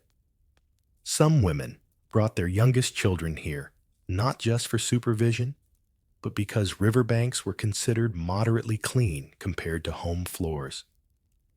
Babies were tucked in fur wraps, watching from baskets, while their mothers turned woolen chaos into relative cleanliness. Once the washing's done, and by done, we mean slightly less disgusting, you wring the garments out, like you're extracting confessions, twist them into ropes, and sling them over your back or across long sticks. Then comes the hike back up the hill, water sloshing in your boots, and shoulders protesting. The clothes are hung to dry on wooden poles, or fences sometimes inside, if the weather's threatening. And drying is an art. Too close to the fire, the wool warps. Too far, it stays damp and mildews. You arrange them like a textile mosaic, adjusting every hour based on wind and mood. If a tunic dries into a crusty sculpture, you quietly swap it for one from the emergency pile and never speak of it again. Back in the house, the children eye the fresh garments with suspicion. You make it clear one muddy handprint, and you're assigning goat watch duty for a week. Suddenly, everyone's very interested in not touching anything. You sit down finally, with your feet in a basin of warm water and your arms humming with effort. There's stew on the fire, the laundry fluttering like flags of survival, and the memory of laughter still echoing from the riverbank. This isn't just about clean clothes. It's about reclaiming control. In a world full of mess-weather chores, unexpected guests and goats named Sass Laundry is something you can fix. Something you can scrub, rinse, and hang with your own hands. It's small victory stitched into the everyday. And tomorrow, the children will spill. The men will return muddy, and your niece will somehow fall into the ash pile again. But for tonight, everything smells faintly of herbs and river wind. And honestly, that's enough. You're chopping onions by the hearth, half listening to your sister complain about her leaky roof when the dog barks. Loud, urgent. Everyone pauses. Your hand goes instinctively to the knife, not to keep cooking, but to grip it like a dagger. Because in Viking life, chores and violence sometimes shared the same to-do list. Here's the thing. Viking society wasn't just plows and pottage. It could turn bloody fast. And although men did the bulk of the fighting, the line between safe and stabby was thinner than your wool thread. Shield maidens might be more saga than statistic, but the reality women weren't helpless. They were hardened. Let's talk shield maidens first, because they're the headline grabbers. Some sagas speak of fierce women, Lagertha Brynhildr, who fought alongside men. The debate still rages. Were they mythical real or somewhere in between?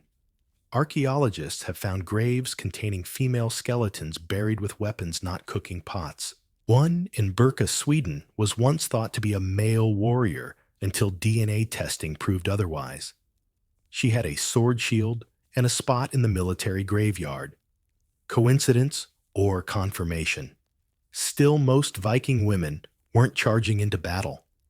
They were defending the homestead when battle came to them. If your husband was away and someone tried to raid the farm, you didn't scream.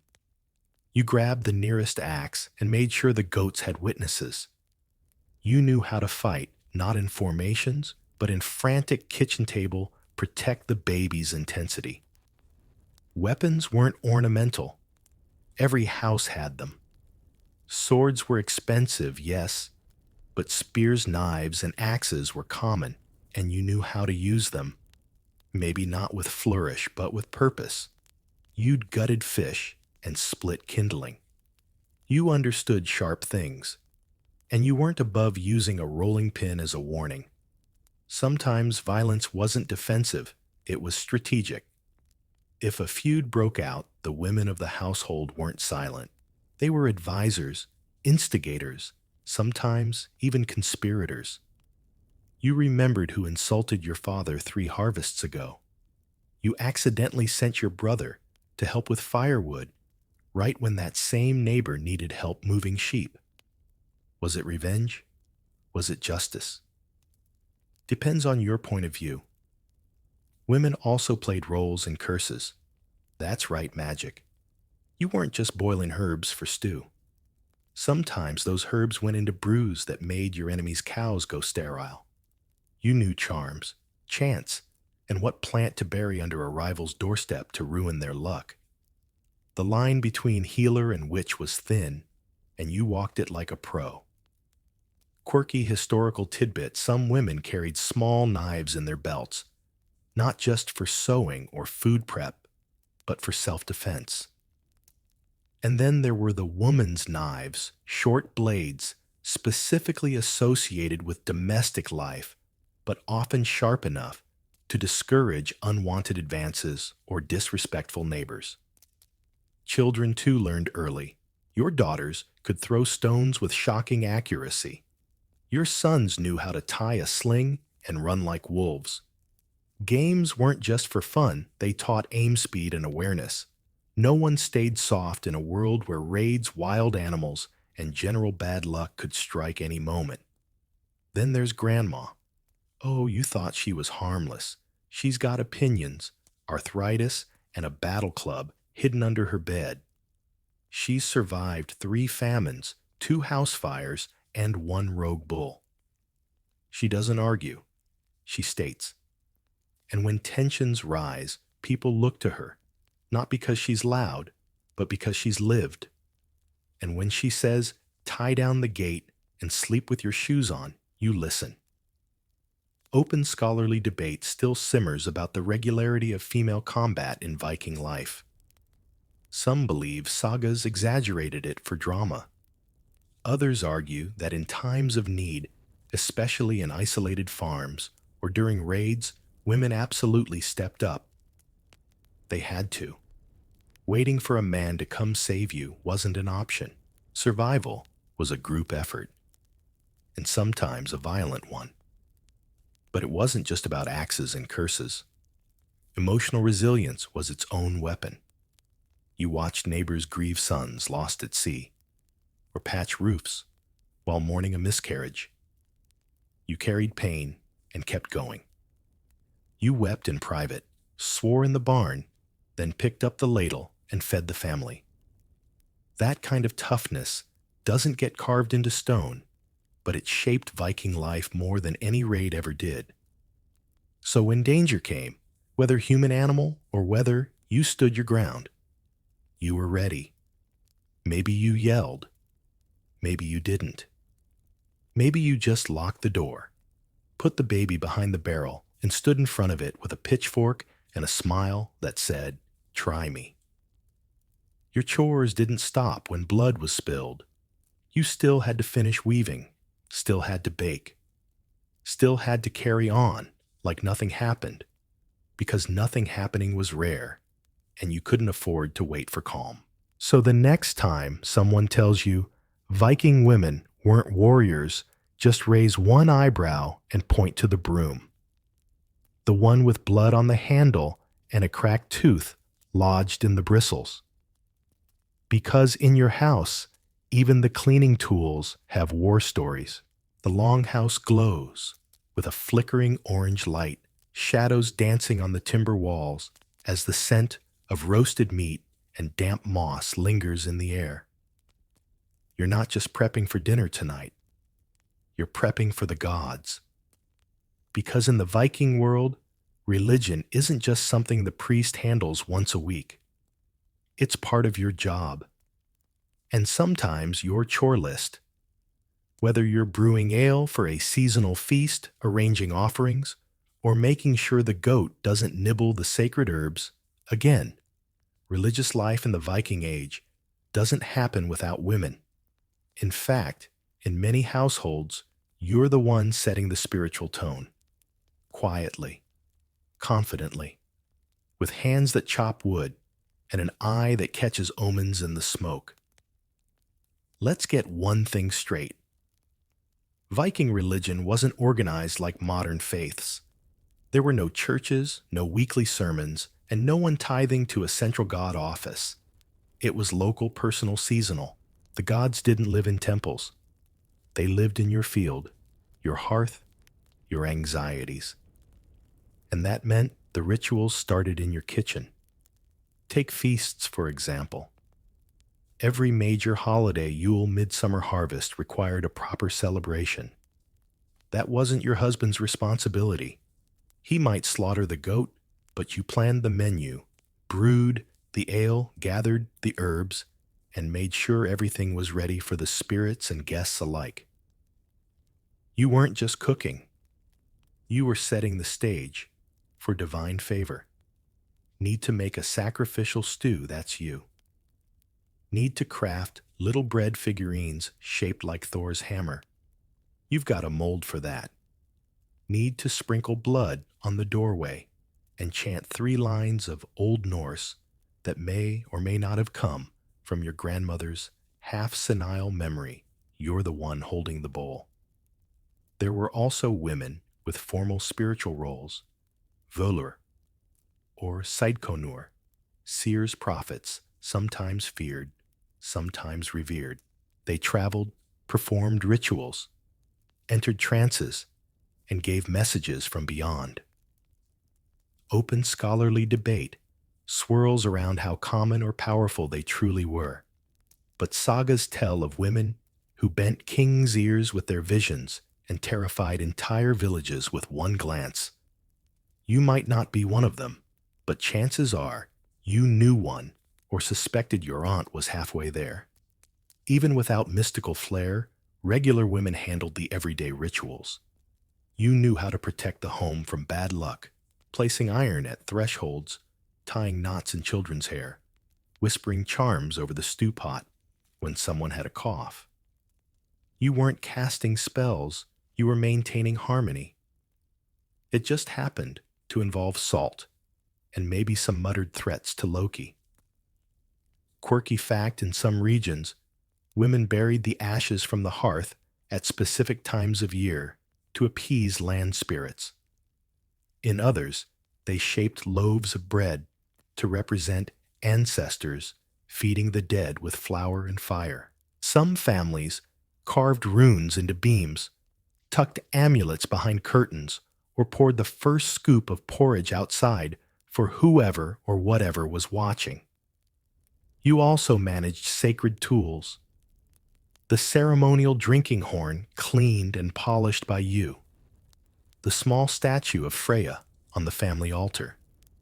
Dusted weekly, surrounded with fresh flowers, maybe a strand of hair tied around it for protection.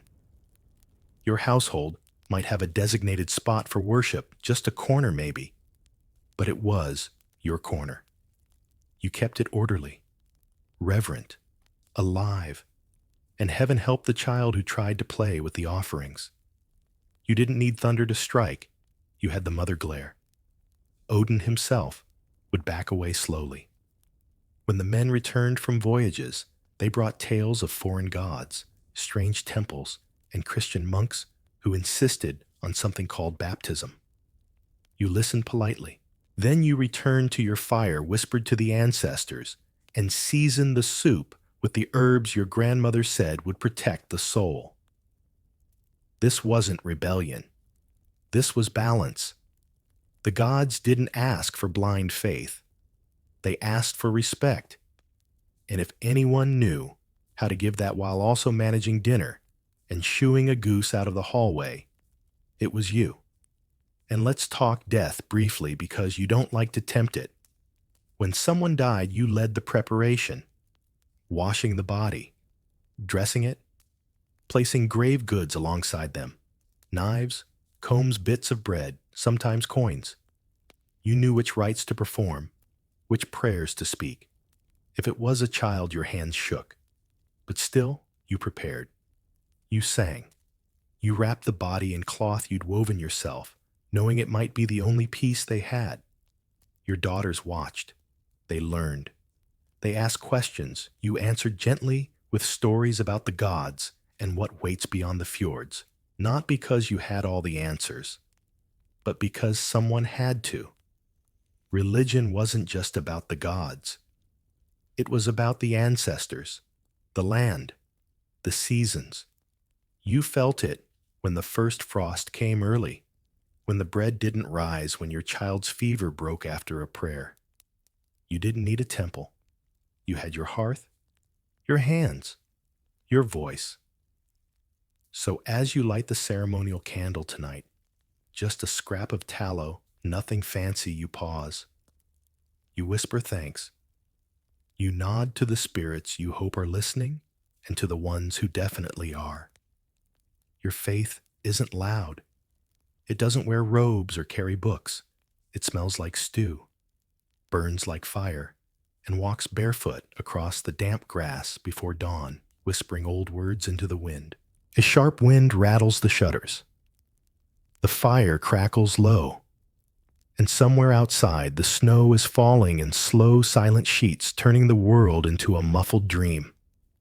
Winter has come. And in the Viking world, that's not just a season, it's a 6-month siege. No battles, no raids, no fields to plow, just darkness, chores, and survival. Lots and lots of survival.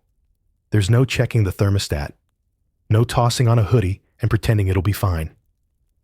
Here, if you didn't prepare during summer and autumn, winter will absolutely eat you. And the ones keeping the frost at bay. It's all hands on deck. Women, men, children, even the family dog, though he's mostly emotional support and floor insulation. Your first task, keeping the fire going. Always. Even at night. If it dies, everyone wakes up to breath clouds and frozen water buckets. You keep the embers alive under a blanket of ash and rebuild it every morning while your fingers go stiff and your nose tries to retreat into your face. Firewood. You've been stockpiling it for months. It's stacked outside like defensive walls made of splinters and hope. Food. It's time to start using that salted meat, smoked fish, and pickled everything. Your root cellar holds sacks of turnips and carrots, but even those begin to wilt. You ration. Carefully. Every slice of dried sausage gets cut like you're performing surgery.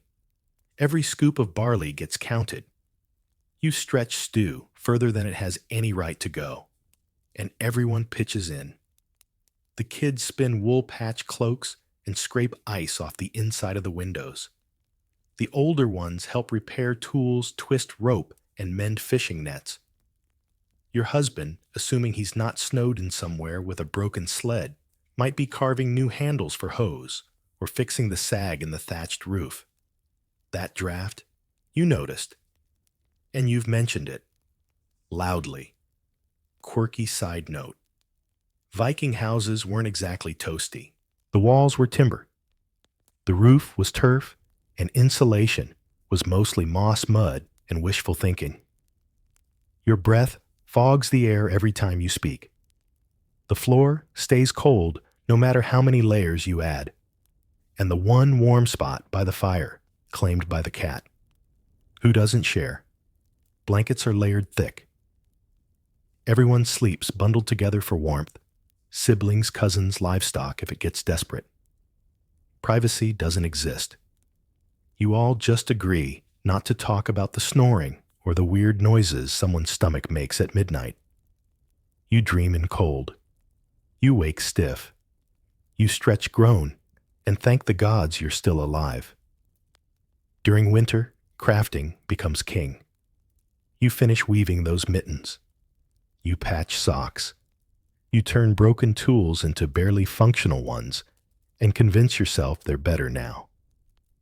You stir dye pots, spin yarn, and teach your daughter how to make linen thread without snapping it every 2 minutes.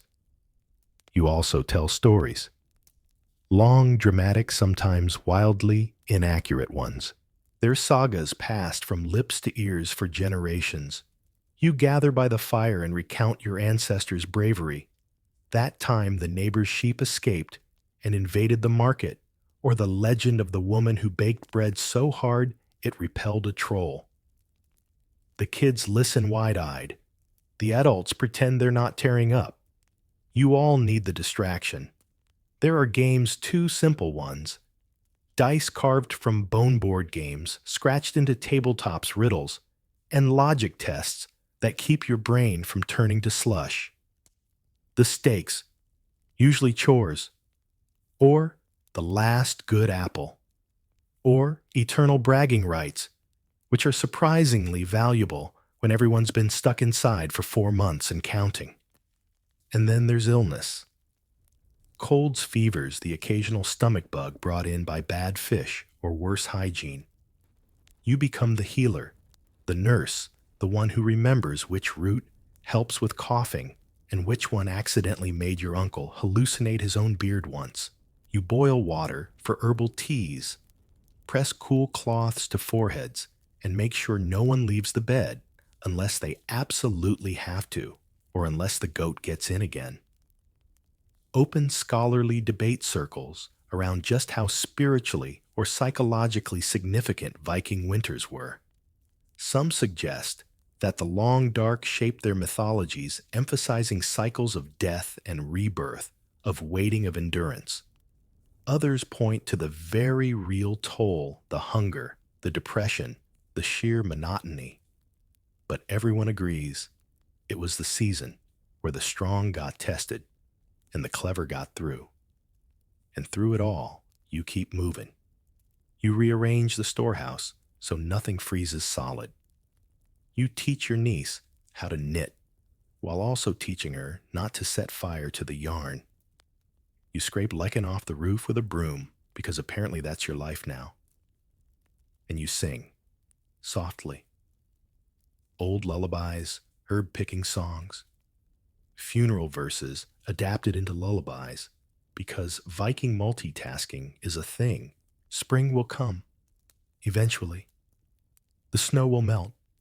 The animals will blink in the light, like they've forgotten how grass works, and you'll dig into the soil with hands still chapped from firewood and frost. But until then, you endure. You survive on dried fish and stubbornness, on thin porridge and thick wool, on the knowledge that if anything breaks, you'll fix it. If someone cries, you'll hold them. If the fire goes out, you'll rebuild it. Because winter is a test. And in this house, you don't just pass it. You make it through with story's strength and a damn fine onion stew. You wake with a headache, your joints aching like old hinges, and a throat that feels like you've been gargling pine bark. Congratulations, you're sick. And in Viking times, that means something a little different from what we're used to. There's no doctor, no pharmacy, no sick day policy. Because here, you don't stop working. You can't. Not unless you want the goats, fed by your 3-year-old, and your soup stirred with a chicken feather. Sickness doesn't knock politely. It crashes through your door and dares you to say something. Maybe it's the winter cough that's been going around, or that stew from yesterday had a little too much mystery meat. Either way, your body wants to lie down, but your life demands otherwise. First things first, you grab your remedy pouch, not a medicine cabinet, a pouch. Inside are dried herbs, old bones, bits of charcoal, and that one mysterious root your great aunt swore by, but never actually named. You toss some sage and thyme into boiling water. Maybe add honey if you've got any left, and sip until you convince yourself it's helping. Sometimes it does. Sometimes you hallucinate bees. It's a gamble. The idea of resting, that's adorable. You still have to feed the animals, churn the butter, fix the firewood pile, and make sure your youngest hasn't wandered into the pigsty looking for treasure. No one covers your chores when you're sick. They just get done slightly worse, or not at all, which quickly leads to other disasters like moldy bread or a goat rebellion. And let's not forget childbirth. You're not just dealing with the sniffles. Sickness in the Viking world includes pregnancy and everything that comes after. There are no midwives on speed dial, just your sister, a bucket of hot water, and the midwinter wind trying to pry its way through the roof. You birth on a straw mattress while someone heats the blade used to cut the cord, if you're lucky enough to have one. There's open scholarly debate on how much medical knowledge Viking women actually had. Some say herbal medicine was advanced for its time, passed down carefully through oral tradition. Others argue it was mostly trial and error, with a dash of divine intervention. Either way, you knew more about healing than most of your male counterparts, especially when it came to childbirth fevers or treating wounds from play fights that got too real. You also prayed, not always to the gods, but to spirits' ancestors, anything that might be listening. You whispered names while stirring broths, left small offerings of bread or herbs at thresholds. You weren't superstitious, just practical. If putting 3 stones in a triangle helped your baby sleep then, by Thor, you'd do it every night. And the house still needs cleaning, even when you're wheezing. Dust doesn't take a break, and the livestock definitely don't. You manage with shortcuts, smaller fires, simpler meals, fewer jokes, but it adds up. Your body drags, your mind fogs, and still the cloth gets woven, the stew gets stirred, and the children somehow survive. Quirky fact 1. Norse remedy for infection involved boiling onion in ale and applying it to the wound. Another called for burying a piece of iron in the earth and drawing the sickness out with chants. Whether they worked or not, they gave people a sense of control, a feeling that they weren't entirely at the mercy of fate and frostbite. If someone else in your household gets sick, you become nurse cook cleaner and occasionally spiritual advisor. You brew infusions, wrap them in your only good blanket, and hope the fever breaks. Sometimes it does. Sometimes they pass in the night, and the next morning you wrap them in cloth. Lay herbs over their chest and dig a grave in the frozen earth with shaking hands. And still the chores remain, because Viking life doesn't wait. It doesn't pause. It acknowledges your pain with a grunt, and then hands you a pile of wood to split. But you adapt. You find shortcuts. You learn to delegate, sort of. You train your kids to stir the pot, check the animals, sweep the floor. You trade with your neighbor 2 spindles of wool for a few hours of help with the laundry. You get through by sheer stubbornness, the knowledge that every cough isn't the end and that you've survived worse. Sometimes you even laugh. Because what else can you do when your voice sounds like a walrus gargling gravel, and your son brings you medicine that turns out to be boiled cabbage water with a rock in it for flavor? You pat his head, drink it anyway, and somehow feel better. Not from the rock, but from the effort. By nightfall, your fever's down. Or maybe it's up. You can't tell. You crawl into your straw mattress huddle under a blanket that smells like smoke and thyme and close your eyes. Tomorrow you'll feel better. Or you won't. But either way, the goats still need feeding. The stew still needs stirring. And you'll be there, groaning, limping, maybe whispering curses into your tea, but there. Because sick days don't exist, but neither does giving up. You lean against the doorway, watching your granddaughter try and fail not to stab herself with a weaving needle. You sigh, walk over and correct her grip with a gentle nudge. She's young, still learning, still all elbows and attitude. But you recognize something in her eyes, the same fire you had when you first ran a loom back, when the goats feared you, and the hearth fire obeyed your every poke.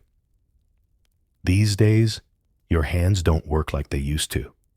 Your knees crack like old ice. But your words, still sharp, still useful. And in Viking society, growing old doesn't mean fading away. It means stepping into a new role. The advisor, the memory keeper, the slightly terrifying grandma, everyone tiptoes around, but absolutely listens to. You don't do every chore now. You can't. Your back protests and your eyes blur when the light's too low. But you delegate. You instruct. You sit by the hearth, surrounded by half-finished mending a pot of something herbal, and a running commentary on who's doing what wrong and how you do it better. And you know what they listen. Viking families were often multi-generational. Grandparents lived under the same roof or in a cottage nearby. Elders weren't shuffled off or ignored. They were respected because you remember things. You've seen 12 bad winters and 2 good harvests. You've buried loved ones, raised warriors, and once chased off a thief with a spoon and a prayer. That kind of resume gets you listened to. Open scholarly debate still swirls around the exact social status of Viking elders, especially women. Some historians argue their power was symbolic. Others point to saga evidence, women who negotiated marriages, arranged feasts, settled feuds, and told kings to sit down and hush while the porridge was cooking. Either way, age didn't equal irrelevance. It equaled influence. And oh, the stories you tell. You don't just pass down facts. You pass down how. How to salt fish without ruining it. How to choose a husband by the way he chops wood. How to dye wool so that it doesn't fade before Yule. Your advice comes wrapped in Proverbs humor and the occasional dire warning about not stirring the stew. Counterclockwise. You remember who married, who cheated whom, and which cow mysteriously stopped producing milk after someone insulted the hearth spirits. You are the family's Google encyclopedia and gossip column all in one. And if someone questions your memory, you just raise an eyebrow and start reciting the entire list of who borrowed what since midsummer. Quirky tidbit: there are accounts of elderly women who acted as informal judges in community disputes. They weren't officially in charge, but everyone deferred to their logic, their clarity, and their ability to remember that yes, Thorkel did borrow that sled in 872 and never returned it. Justice Viking style. You still teach.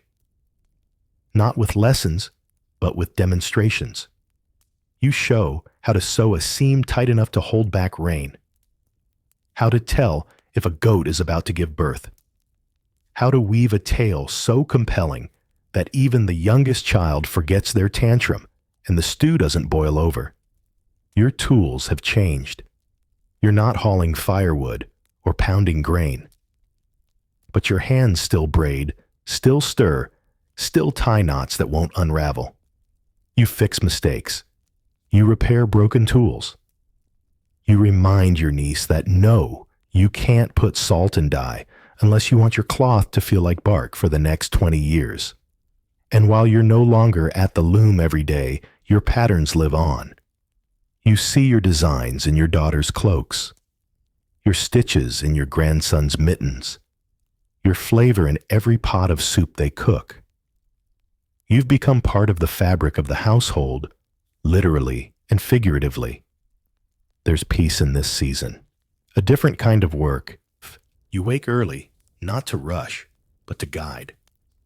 You sit at the window, shelling beans, offering commentary on the weather, and laughing softly when someone forgets to turn the bread halfway through baking. Sometimes people ask what it's like to be old in a world that values strength. You chuckle, because strength isn't just in the arms, it's in the knowing, the remembering, the teaching. And when you speak, even the toughest farmer leans in. At night, they gather around you. You hold a mug of something warm, your legs wrapped in a thick wool blanket you spun decades ago, and you tell a story. One they've heard before, one they'll hear again. Because it's not just a tale, it's a blueprint, a spell, a memory stitched into words. And when you pause, they don't fill the silence. They wait, because your voice carries weight. Not because it's loud, but because it's yours. You may not wield an axe anymore, but your wisdom cuts deeper. And in the quiet flicker of the hearth, you pass it on one word, one glance, one perfectly timed correction at a time. The fire's low. The house is quiet. Outside, the night stretches across the land like a thick wool blanket, pin-pricked with stars. You move slowly now, not because you're weak, but because the rhythm of your life has changed. The chores are still there, the work's still steady, but something's shifted. The children do more. The men take direction without argument.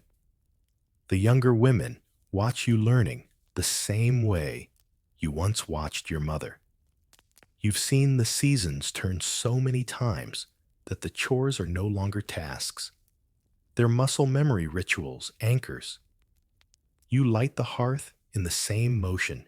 You stir the stew with care, with instinct, with history in your fingertips. You know which cupboard creaks. You know the exact second to flip a flatbread before it burns. And you know that not everyone lives long enough to reach this kind of knowing. Your authority now is quiet.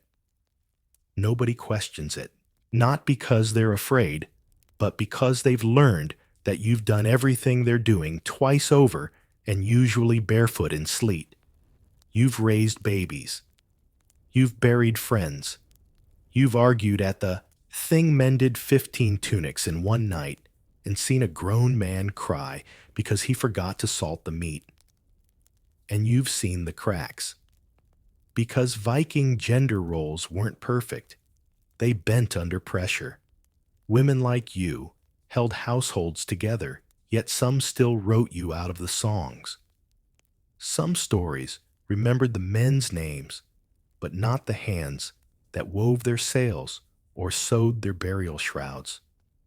You remember, and you whisper the truth to the girls who ask, and even to the ones who don't.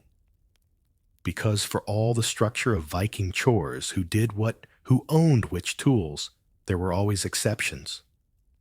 The man who loved dying, the woman who hunted better than her brothers, the child who wanted to spin, not farm, and the families who said yes instead of no, because in this world, survival mattered more than tradition.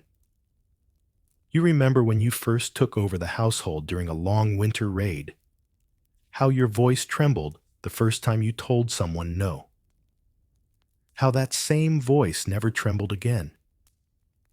You remember carrying 2 buckets of water across an icy yard, cursing under your breath and singing at the same time.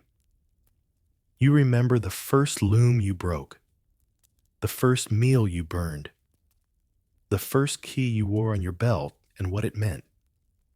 Now the seasons come and go like soft breaths. Spring arrives with shy green shoots. Summer bursts with berries and bees. Autumn hums with the rustle of stored grain. And winter wraps everything in silence, a reminder that all things slow down eventually. The chores haven't vanished. They've just changed hands. You still spin a little, just enough to feel useful. You still taste the broth, adjust the salt, teach someone younger how to know when it's just right. You still place offerings by the door, tiny ones, humble, not for show, just in case someone's listening. And they still come to you with questions, with wool tangled into knots only you know how to fix, with tears they don't want to explain. You pat the stool beside you, hand them a spindle or a spoon and say, "Talk while you work," because that's how it's always been done. You see the rhythm now, the way everything fits, not perfectly, but well enough to last. And you understand the truth that you once couldn't name, that Viking life was never just axes and firewood. It was care. It was wisdom. It was knowing when to bend the rules and when to sharpen the knife. And it was you. You with your stained apron and silver hair sitting by the fire quietly running the world. Now the hearth dims. The embers pulse red and slow like a sleepy heartbeat. Outside, frost feathers the window panes. The wind, once sharp and eager, softens to a hush. You exhale long, and even your hands folded your chores just for tonight finally done. Around you, the house settles. The cluck of chickens muffled by straw. The creak of a timber beam shifting in the cold. The slow, rhythmic breath of someone sleeping nearby, unaware of how much you've carried to get them here. You sit. Just sit. Not working. Not teaching. Just being. Because sometimes that's the final task. Not to prepare. Not to endure. But to rest. To let the days, the memories, the laughter, and grief and stubborn triumph all drift like snow into stillness. You are not alone. Your story has joined the 1,000 others woven into the fabric of this world, into the cloth, the stew, the bones of the house. And tomorrow, the sun will rise. Someone will stir the fire. The goat will bleat, the bread will bake, and the rhythm will begin again. But for now, close your eyes. Breathe deeply. Let the cold stay outside and the warmth wrap around you like a woolen cloak. You've done enough. You are enough. And sleep at last can find you. How Vikings became shockingly good traders. Hey guys, tonight we begin with something sharp, salty, and surprisingly sophisticated, the story of how the Vikings went from blood-soaked raiders to silver-stacked traders. Picture this. You're stepping off a longship at dawn. Your boots crunching into wet sand axe on your belt, a salty breeze in your beard, and a town on the horizon that doesn't know whether you've come to trade or torch it. Spoiler, sometimes even you aren't sure. But in this episode, we're leaning away from the drama and into something quieter, subtler, and frankly sleepier commerce coinage, and how these terrifying Norsemen built a financial reputation almost as fierce as their battle cry. You probably won't survive a Viking raid, but you might just survive a Viking barter session if you've got something shiny to offer. So before you get comfortable, take a moment to like the video and subscribe, but only if you genuinely enjoy what I do here. And let me know in the comments where you're tuning in from and what time it is for you. It's always fascinating to see who's joining us from around the world. Now dim the lights, maybe turn on a fan for that soft background hum, and let's ease into tonight's journey together. You're in a Viking longhouse, somewhere on the western edge of Scandinavia. It's dark, smoky, and packed with the scent of pine pitch sea salt and something that was once a fish, but is now more of a suggestion. Around you, warriors polish weapons, swap tales of raids and glory, and sharpen knives, not for battle, but for slicing dried reindeer jerky. But over by the hearth, the chieftain isn't talking war. He's counting silver. Coin after coin slides through his fingers, clinking softly into a carved wooden chest, each one stamped with foreign writing and strange rulers' faces. Not Norse faces, Arab, Frankish, Byzantine. That's right. Your clan hasn't raided in months. You've been trading. It might surprise your enemies, but even early in the Viking Age, you and your kin are not just interested in smashing and grabbing. You're surprisingly excellent at brokering deals so long as no one tries to cheat you. The Norse aren't unified by a king or a flag, but by ambition, skill on the sea, and a deeply pragmatic approach to opportunity. Raiding works, but so does exchanging furs for silk. And when it comes to business, you've got three major advantages: boat's bravery and an absolutely chaotic sense of curiosity. That boat of yours, the longship, is a marvel of engineering. It glides across ocean waves, sure, but it also slices through shallow rivers like a leaf on water. You can row inland up estuaries and riverways all the way to markets that have never seen a man in sealskin boots, offering amber and polar bear pelts in exchange for silver cups and embroidered linen. You're not just a warrior. You're a door-to-door delivery man with a dramatic flair. Historians still argue whether trade was a side hustle for Vikings or a secret main gig all along. But either way, the records show Viking ships not just loaded with stolen treasure, but carefully packed goods. Walrus, ivory soapstone, whale oil honey, and that one dried fish no one outside Norway ever truly appreciated. You don't just take stuff, you bring stuff. And that changes everything. Word gets around. Sure, the Franks whisper, "Lock your doors, the Northmen are coming."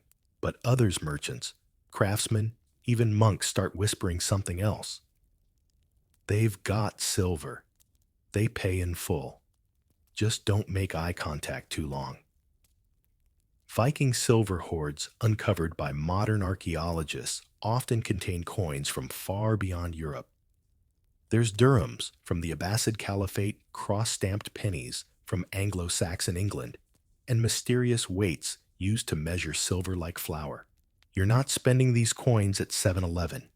You're weighing them, clipping them, melting them down for trade value. You are in your own terrifying way an economist. Back home, your villages start to shift. Coastal hamlets like Ribeberka and Hedeby evolve from fishing outposts into thriving trade hubs. Markets buzz with activity. Foreign traders arrive cautious but eager. Local blacksmiths adapt to make jewelry for export. Even your chieftain starts talking less about conquest and more about grain prices.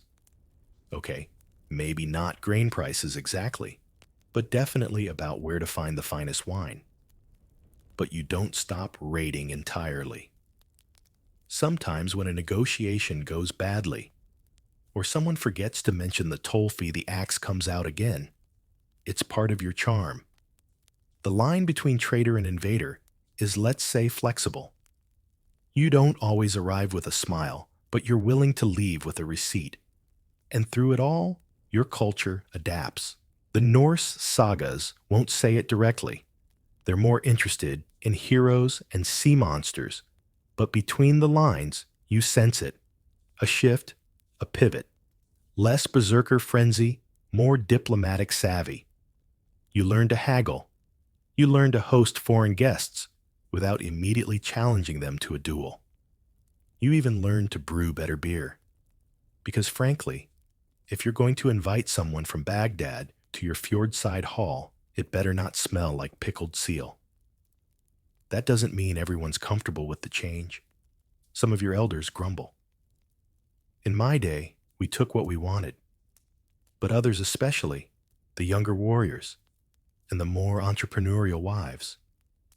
Yes, Norse women often handled market business, see the future. And the future smells like spice, sounds like silver, and involves a lot fewer chances of getting stabbed in the eye by an English monk with a hidden pitchfork.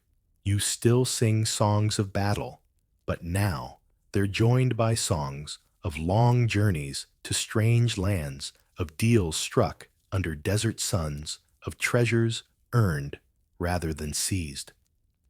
The sword arm remains strong, but the merchant hand is getting calluses too. The wind bites hard against your cheeks as you trudge up the rocky slope overlooking the sea. Behind you, the longhouse still smolders with the scent of pine tar and roast meat. But ahead, ahead, the cold expanse of Scandinavian wilderness stretches out like a frozen shrug from the gods.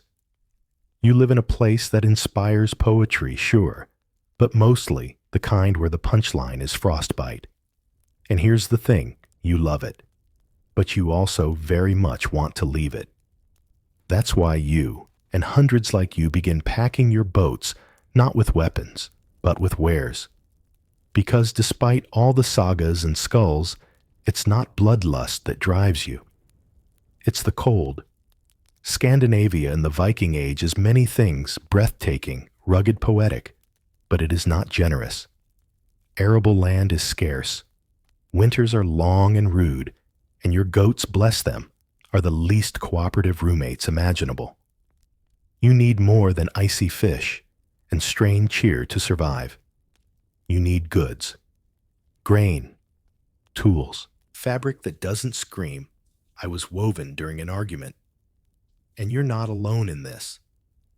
Your neighbors, cousins, and former raiding buddies all feel it too. The Norse world is changing. The population is growing. The demand for resources is rising. And frankly, not every fjord is created equal. Some are fertile and gentle. Others seem like they were designed as an endurance test by vengeful mountain spirits. So you start thinking farther. You start dreaming of places where wheat grows without complaint, where salt isn't a luxury, and where your skills, shipbuilding, trading, surviving with zero sleep, can actually pay off. This economic pressure, this constant scraping to make ends meet in a land shaped more by glaciers than generosity is what quietly pushes the Viking world outward. Historians still argue whether desperation or curiosity fueled the expansion more, but let's be honest, both fit. You don't build a boat to hug the shoreline.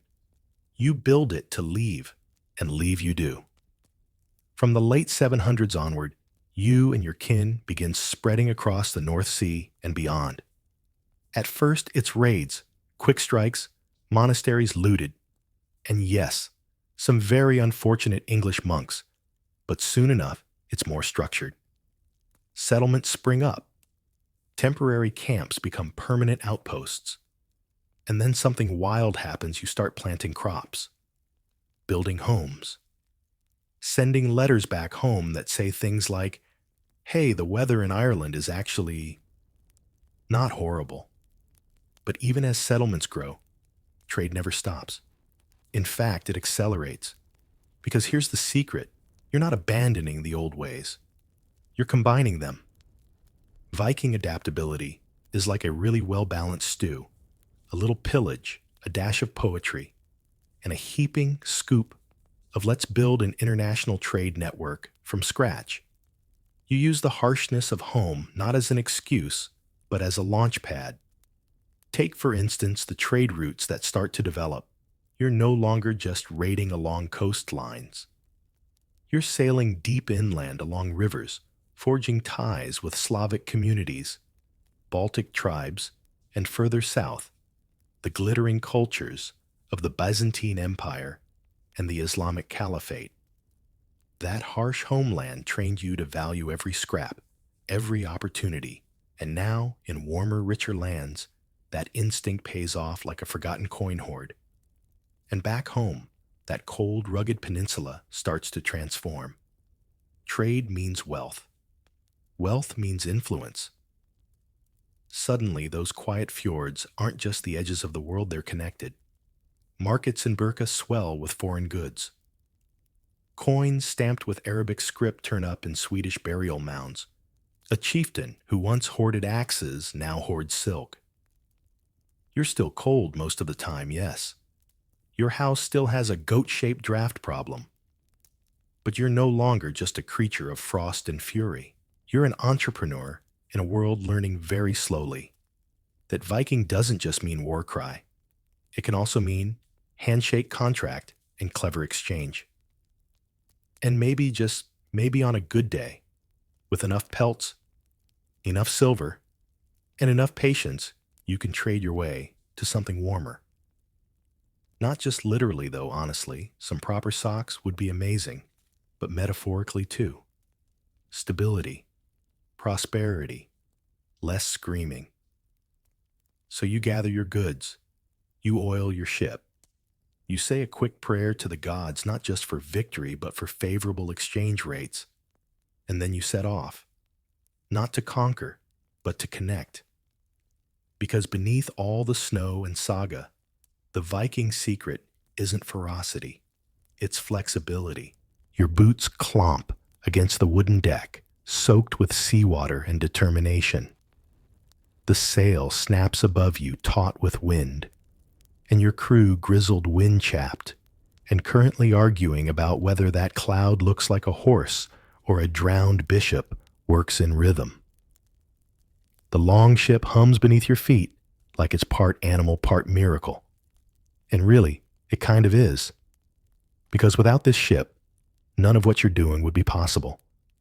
The Viking longship is your not-so-secret weapon, not just for war, but for trade. It's sleek fast, and so shallow in draft, it can sail up rivers that look like glorified puddles. You don't need a deep harbor. You don't need a pier. You just need a beach, a bit of wind, and a sense of purpose. The ship slides right up onto the sand like it owns the place. Which, to be fair, it usually does within 15 minutes. Historians still marvel at the engineering behind it. The clinker-built hull, where overlapping planks give both flexibility and strength, lets it flex in waves instead of shattering like less cooperative ships. And the steering oar, positioned off-center like a rudder with a personality disorder, gives you incredible control. You're not just sailing, you're gliding. And it's not just warships. Viking cargo ships called Nars are the less flashy cousins of longships, wider, deeper built for bulk, not speed. They haul goods across oceans like medieval semis, creaking under loads of fir timber soapstone, and that one goat who refuses to stay in his pen. These ships are your lifeline. They connect icy fjords to glittering empires. They're part of you, floating, roaring extensions of your ambition. You and your crew sail up rivers that feel more like veins threading your way into the beating hearts of foreign markets. Through the Elbe, the Seine, the Dnieper, you're not just exploring, you're networking. You dock in Slavic towns where the locals eye your beard with curiosity and mild alarm. You barter in Frankish ports where silver crosses are worn beside swords.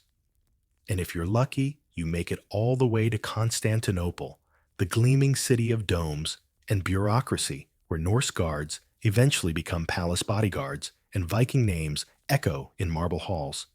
You trade. Fur iron slaves and honey go out. Coins, glass beads, silk spices, and surprisingly, fancy wine come back. Your ship becomes a floating bazaar, half business, half brag. You tie foreign bells to the prow, hang strange masks from the mast, and quietly hope none of them are cursed. But it's not just about the things you carry. It's about the connections you forge. You're not just sailing from A to B. You're building a map of trust, reputation, and maybe a little fear. Some towns welcome you with markets and musicians. Others prepare crossbows and prayer circles. The line between trader and raider is blurry, and frankly, you use that to your advantage. It's hard to negotiate with someone who might eat your tablecloth if the deal goes sour. Still, things begin to shift.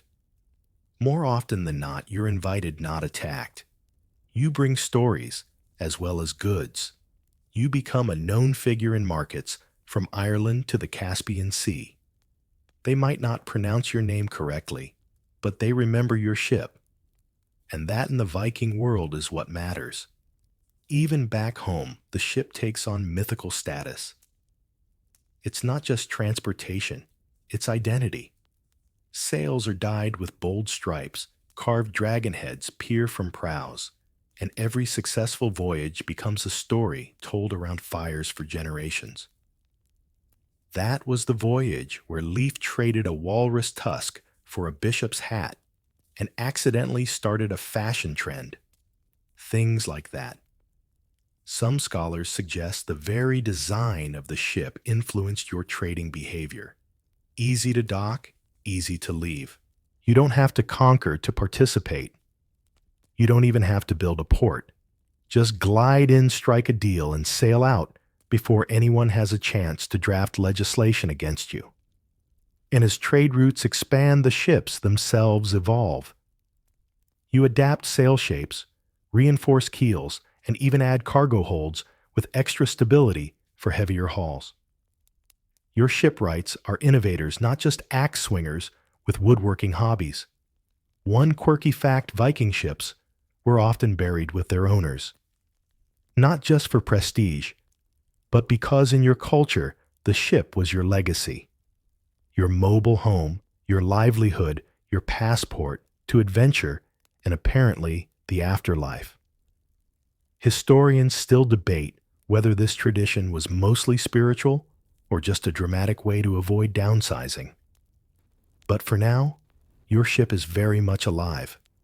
The sail bellies out, the waves part, and the world waits ahead. You're not conquering it, you're cruising through it, with impeccable balanced, stylish carvings, and just enough swagger to keep everyone guessing. Your ship drifts into the misty harbor of Hedeby just after dawn, and even before your boots hit the dock, you hear it: commerce. The low hum of bargaining voices, the clink of metal, the occasional squawk of a goose that absolutely wasn't part of the trade deal. Welcome to one of the Viking world's busiest marketplaces, where raiders become retailers and axes are occasionally swapped for wool, not wounds. Hedeby isn't the only one. There's Birka, Kopang Ribe, bustling trade towns that look less like warrior outposts and more like flea markets with excellent woodworking. These towns don't develop by accident. They bloom strategically perched near rivers, coastlines, and overland routes like medieval rest stops for the heavily armed and economically ambitious. And what's most surprising? These places aren't temporary. They aren't just weekend bazaars where you hawk your wares before returning to your longhouse. They're structured, permanent, and surprisingly well organized. Streets, stalls, forges, docks. It's not chaos, it's commerce. Okay, maybe it's both. But the point is, it works. You wander through the muddy lanes of Birka, ducking under stretched hides, flapping in the breeze, nodding at a Finnish trapper showing off a crate of squirrel pelts. Yes, squirrel pelts. Not glamorous, but warm. And in Viking markets, warmth sells faster than battle stories. At another stall, a Frankish trader displays beaded necklaces and combs. You don't need a comb, but you consider it your beard starting to look like it lost a fight with a broom. Historians still debate whether these market towns grew organically or were planned by local chieftains. One camp argues they were spontaneous merchants gathering where paths crossed, carving trade out of chaos. The other believes They were curated semi-official spaces designed to control trade-enforced tolls and quietly keep merchants from settling disputes with spears. The truth is, probably somewhere in the middle, opportunistic growth with a touch of governance. A Viking compromise, if you will. And who's buying everyone? Locals come in from farms and fishing villages. Foreign merchants arrive from across the sea. Slavic traders paddle upriver in low-slung boats. Even monks show up eyes wide behind their hoods, hoping to swap manuscripts for candles, and definitely not judging anyone for that loud goat auction happening nearby. These towns don't just serve as trade hubs, they're cultural exchanges. You hear 5 languages before lunch and see items from 3 continents by dinner. A Byzantine glass bottle sits beside a Norse axe head. A silk scrap from China flutters next to a barrel of salted herring. You half expect a Viking influencer to start a lifestyle blog, 10 must-have trinkets from the Caspian coast. And the economy is booming. Sort of. There's no central bank, no strict regulation. And sometimes the market just vanishes into fog during an unexpected raid. But still, goods move, money flows, reputations are made. One wrong haggle, and you're banned from Burka. One clever deal, and you're suddenly the man who traded 5 bear pelts for a miniature bronze Buddha and a story that will confuse historians for centuries. You notice that even the layout of the town caters to trade. The main path winds between rows of wooden stalls, many permanently fixed with covered roofs and lockable shutters. Behind some are forges and workshops. One blacksmith is hammering out a set of iron keys. Another is making of all things weighing scales. Because yes, Vikings use weights and measures. You don't eyeball your silver here. You measure it carefully. Traders carry balance scales like modern shoppers carry loyalty cards. It's not lawless. It's just very informal law. There's also food, of course. Dried fish meat, preserved berries, bread that could double as building material. You grab something chewy, wash it down with ale, and watch 2 children trade amber beads for apparently a large beetle. That's their business model. You don't judge. Over time, these trade towns develop identities. Burka is the jewel of Lake Malaran cosmopolitan, slightly showy. Hedeby is gritty and loud, known for iron goods and suspiciously aggressive sheep. Kaupang's got a coastal vibe, always smells like salt and oak. You start to develop preferences. Oh, I only buy my combs in Hedeby now. The grain on the antler, exquisite. And here's something else: these places are peaceful. Mostly. You'd expect daily duels and regular hostage-taking, but no trade means everyone benefits from not setting the town on fire. Even the roughest Viking understands that you can't sell walrus ivory if you've burned down your only buyer. It's not that violence vanishes, it just moves to the edge of the market, replaced by contracts, verbal agreements, and the occasional gift of smoked fish to sweeten the deal. The sword is still nearby, but now it's sheathed. Mostly. And when the sun sets and the stalls close, you realize something odd. You've spent the whole day haggling, laughing, eating, swapping goods, and no one has screamed or been dramatically stabbed in the liver. This, more than any poem or runestone, is the quiet revolution. The Viking Age isn't just expanding. It's settling in putting down stakes and putting up signs that say, "Market open, axes optional." You sit cross-legged in your longship sails, furled bobbing gently near the coast, as a merchant unloads your cargo with the careful precision of someone who doesn't want to accidentally drop a bag of bear claws into the sea. Not actual claws. Pastries would be nice, but no, these are literal bear parts. And that's just the start of your inventory, because tonight we're cracking open the burlap bundles and bone-carved boxes of Viking trade goods, and spoiler alert, it's a mix of the expected, the exotic, and the extremely questionable. Your number one export, furs. The North has fur, like the South has grapes everywhere in absurd quantities, and incredibly valuable if you're from a warmer, more tick-prone region. Fox marten beaver, and the prized Arctic fox, white as snow, and twice as difficult to catch. Foreign traders can't get enough. To you, they're just coats with legs. To a Frankish noble, they're fashion warmth and social status wrapped in one extremely bitey package. Right behind furs comes amber, the fossilized tree sap that the Baltic coasts practically sneeze out. Vikings call it the gold of the North, and everyone else just calls it pretty. You pull raw chunks out of the earth like ancient Jolly Ranchers, polish them until they glow like honey, then trade them to Byzantines, who will turn them into necklaces, prayer beads, and the occasional overly dramatic crown decoration.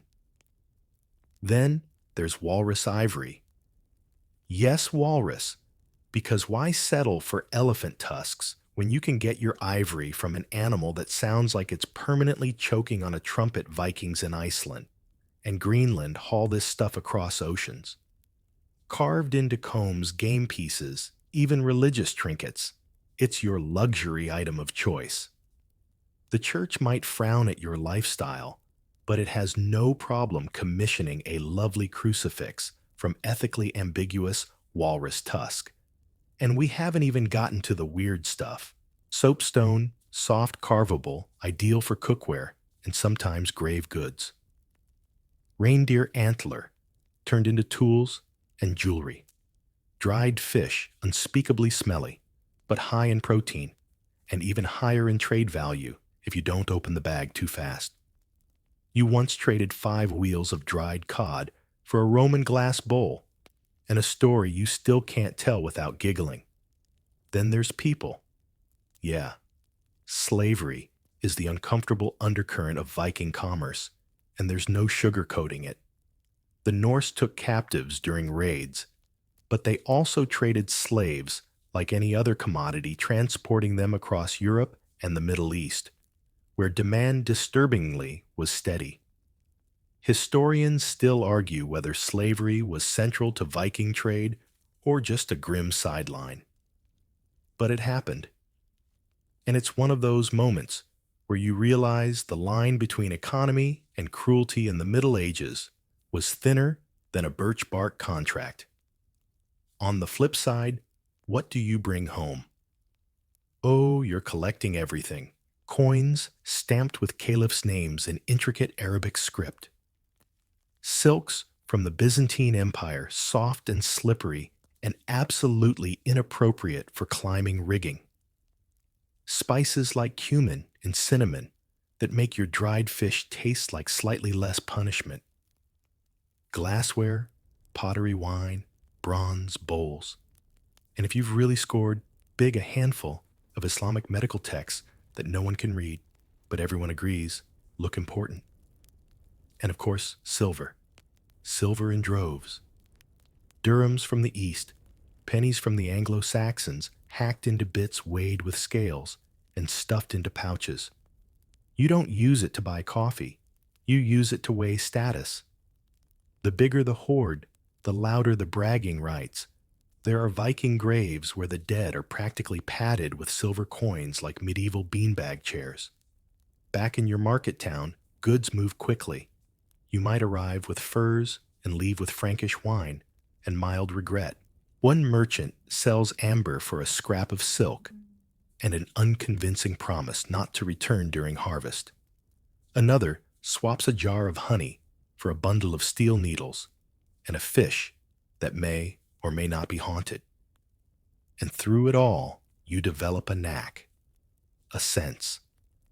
You know when someone's hiding the good stuff. You can tell if a merchant is desperate, distracted, or one goat short of a barter. You're not just a trader now.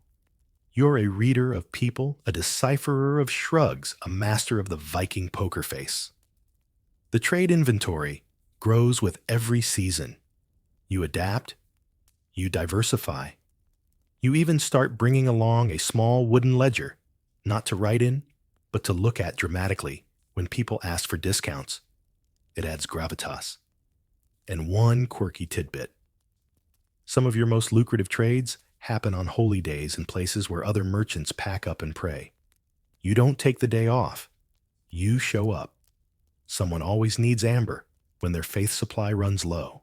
So, as you haul your latest cargo back to your longship fur bundles, tied tight, amber, glowing faintly in the twilight, and one goose that refuses to be quiet, you smile. You came for coin. You leave with stories, goods, and a strong sense that trade, while less flashy than conquest, pays, better smells worse, and leaves fewer sword wounds. And honestly, that's a fair deal. The sun crests low over the sea, casting your sail in a glow that almost makes your crew look majestic if they weren't currently arguing over whether someone shorted the mead keg. Still, you're not mad, because as your ship glides past the dunes of Frisia and into the calmer waters of the North Sea, you're thinking about silver. Not plundered silver, but paid silver. You've just come from Dorestad, the Frankish Empire's soft, marshy underbelly, and one of your favorite places to visit, not for pillaging, though. That was the original plan. But because the markets there sparkle with opportunity. You step off your longship, looking like a threat, and you walk back on looking like a banker. Because in this phase of the Viking transformation, you've discovered something wild coins don't bleed, and neither do their owners if you play your cards right. Welcome to the shift, the moment when your people previously known for swinging axes first and asking questions never start realizing that silver is way more reliable than loot. You don't have to chase it. You can earn it, or at least negotiate very convincingly for it. It starts with the dirham. Dirhams are Islamic silver coins, intricately stamped, always pure, and absolutely flooding into Viking hands by the bagful. Through eastern trade routes, they travel from the Abbasid Caliphate all the way to the cold markets of Sweden and Denmark. You might not understand the Arabic script, but you understand weight. And these coins, they're heavy with promise. Historians still debate just how widespread dirham use became, but Viking graves say a lot. Dozens, sometimes hundreds of these coins turn up in burial hoards across Scandinavia. They weren't just currency.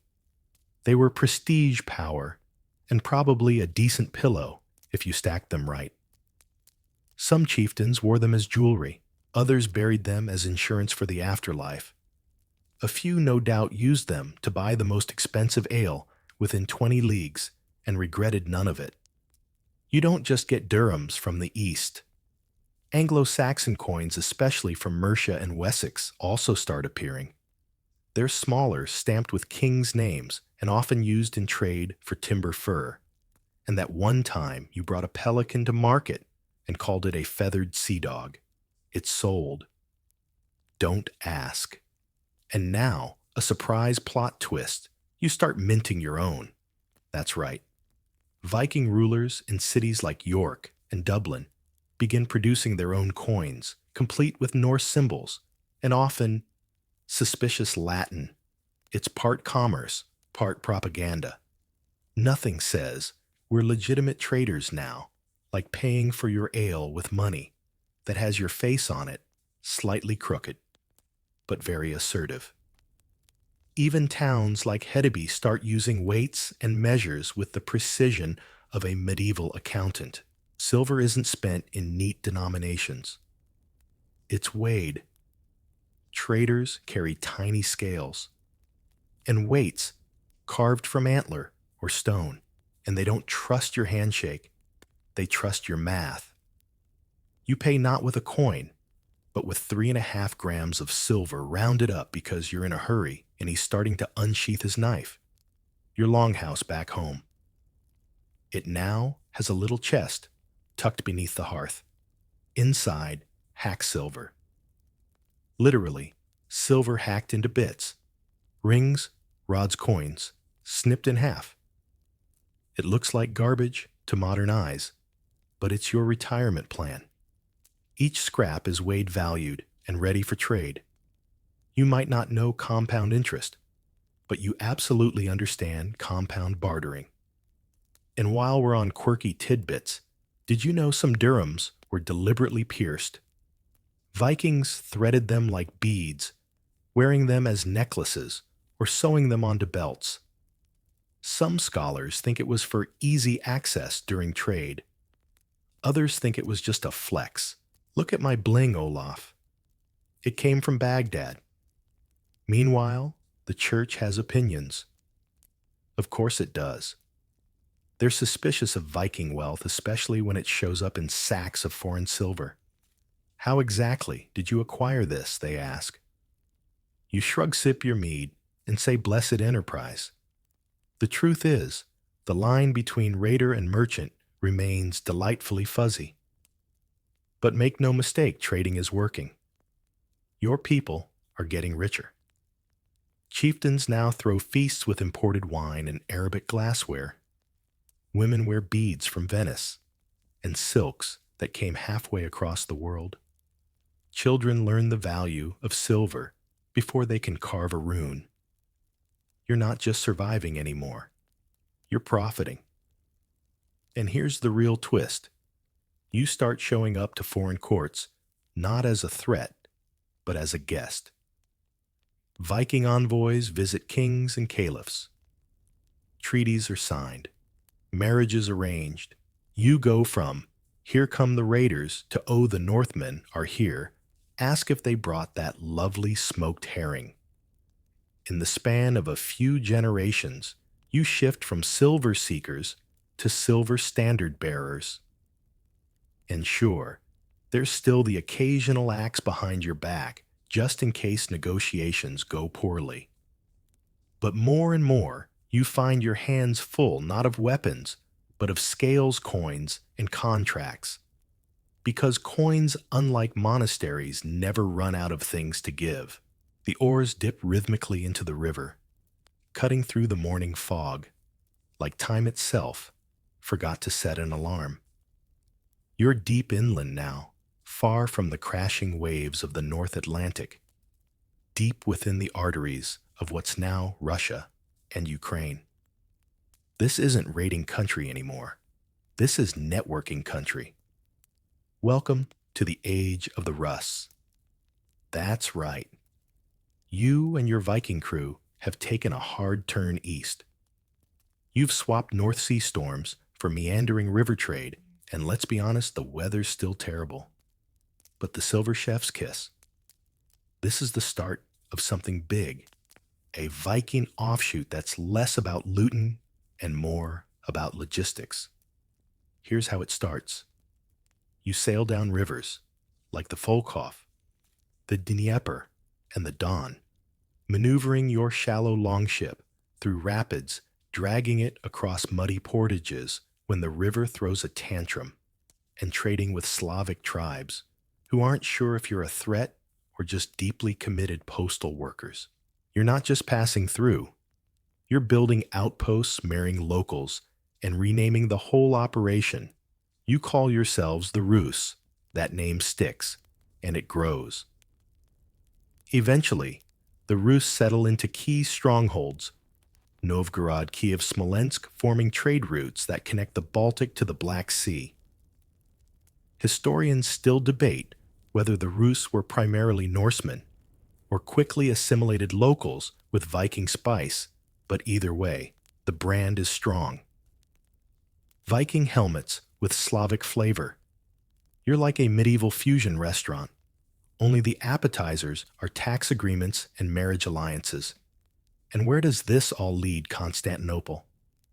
The Byzantine Empire, baby. The shiny marble heart of Eastern Christianity. You call it Miklagard, the great city, and it's everything your snowy homeland is not. Crowded, warm, decorated with mosaics and bureaucracy. The first time you see its golden domes rise over the horizon, you briefly consider trading your entire longship for just one floor tile. But you don't have to, because you're not here to conquer. You're here to deal. Trade treaties are signed between the Rus and the Byzantines. Goods flow in both directions. Wax honey furs and slaves go south. Wine, silk, spices, and religious icons go north. Byzantine coins start showing up in Viking hordes. And suddenly, your cousin Leif is importing amphorae and trying to ferment olives in a snowdrift. It doesn't go well. But the point is, you're connected now. The Dnieper becomes your highway. You fortify key points along the river. Exact tolls provide protection to caravans. And by protection, we mean pay us. Or we might get extremely curious about your cargo. It's commerce with a side of menace. Very on brand. You even make it into the Emperor's Palace Guard. That's right. The Varangian Guard, an elite unit of bodyguards, composed mainly of Rus and other Norse warriors, becomes a fixture of Byzantine defense. These are Vikings who now wear silk belts and maybe take Latin lessons. They protect emperors, walk palace halls, and absolutely get into bar brawls with people named Theophanes. They're well-paid, loyal, and about as subtle as a war hammer in a wedding cake. One quirky tale. A Norse warrior in the Varangian Guard supposedly scratched a message into a railing inside the Hagia Sophia Cathedral. A bit of graffiti, sure, but historians still debate if it was a prayer, a love note, or just a really dramatic Yelp review. Meanwhile, back up north, the Rus states grow into actual kingdoms. Kiev becomes a power player mixing Norse ambition with Slavic traditions and Byzantine diplomacy. Trade centers flourish. Local rulers issue laws, mint coins, and occasionally engage in polite invasions. You've gone from fjord-dwelling raiders to robe-wearing royalty, and yes, it's a bit of a glow-up. But don't think it's all peace and silk scarves. Navigating the eastern routes requires serious grit. Portages are grueling. Bandits abound. And let's not forget the Pechenegs, a nomadic people who specialize in interrupting your travel plans with arrows. Still, you persist. Because the reward isn't just silver, it's influence. It's integration. It's turning Viking chaos into Slavic statecraft. Even religion joins the party. The Rus begin converting to Christianity Eastern Orthodoxy, to be precise thanks to Byzantine influence, and the growing realization that being baptized sometimes gets you better trade deals. Some rulers convert publicly, others hedge their bets. 1 foot in the pagan sauna, 1 foot in the holy water. By now, you're not just a trader. You're a diplomat, a landowner, a steward of river tolls and treaties. Your longship, once stuffed with stolen loot, now carries wax-sealed agreements and an extra barrel of honey for that very particular merchant in Cherson who only trades if he's had dessert first. The transformation is real. You began as a coastal raider with a sealskin cloak and a dream. Now you're part of an economic corridor that links Scandinavia to the Mediterranean exporting culture as much as goods. And as the Dnieper current pulls you south once more past forest towns and fortresses that your people helped shape you, lean back in your boat, adjust your fur-trimmed cloak, and smile. Because somehow, in a world of rapids and empires, you made the river your road, and the road led to riches. You step onto the dock at Kaupang, and immediately something feels different. The breeze carries a scent that doesn't belong to pine fish or salted herring. It's floral, almost sweet. Somewhere nearby, a fabric flutters in a color your eyes don't even have a word for yet. It's silk, real silk. And you. You're wearing wool that smells like goat, because it is goat, but you reach out and touch that fabric anyway. This is what trade does to a culture. Tonight, we watch Viking fashion and status take a turn from strictly functional to occasionally fabulous, all thanks to trade. Because raiding may earn you fame, but it's commerce that gets you wardrobe upgrades. Back in your grandfather's day, fashion was simple if it didn't fall apart during a storm or catch fire near the hearth. It was perfect. But now your world is changing. You've brought back silks from Byzantium, brocaded belts from the Abbasids, and fine linens from Francia.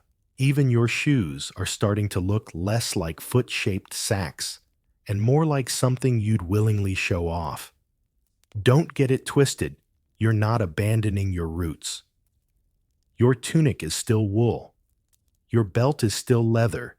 And your brooches are still fierce little metal statements that say, I might trade with you, but I could also stab you. But now you've added layers, accessories, accents. You're experimenting. Let's take a moment to admire the Viking bling. Brooches get bigger, more detailed. Round ones, oval ones, some shaped like animals or geometric spirals. They're not just fasteners anymore, they're status symbols. A merchant's wife in burqa might wear brooches, inset with glass beads and garnet. A chieftain might have imported chains and pendants hanging from his cloak, each one whispering, yes, this is from Baghdad. Beads become currency for cool. Glass beads from the East, colored in blues and greens, become fashion staples. The more elaborate your necklace, the more worldly you appear. Children wear simple strands. Nobles wear ropes of them, like they're entering a bead-themed battle arena.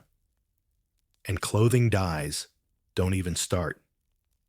Before trade expanded, you were mostly wearing earth tones, grays, browns, a nice dirt-adjacent green if you were fancy.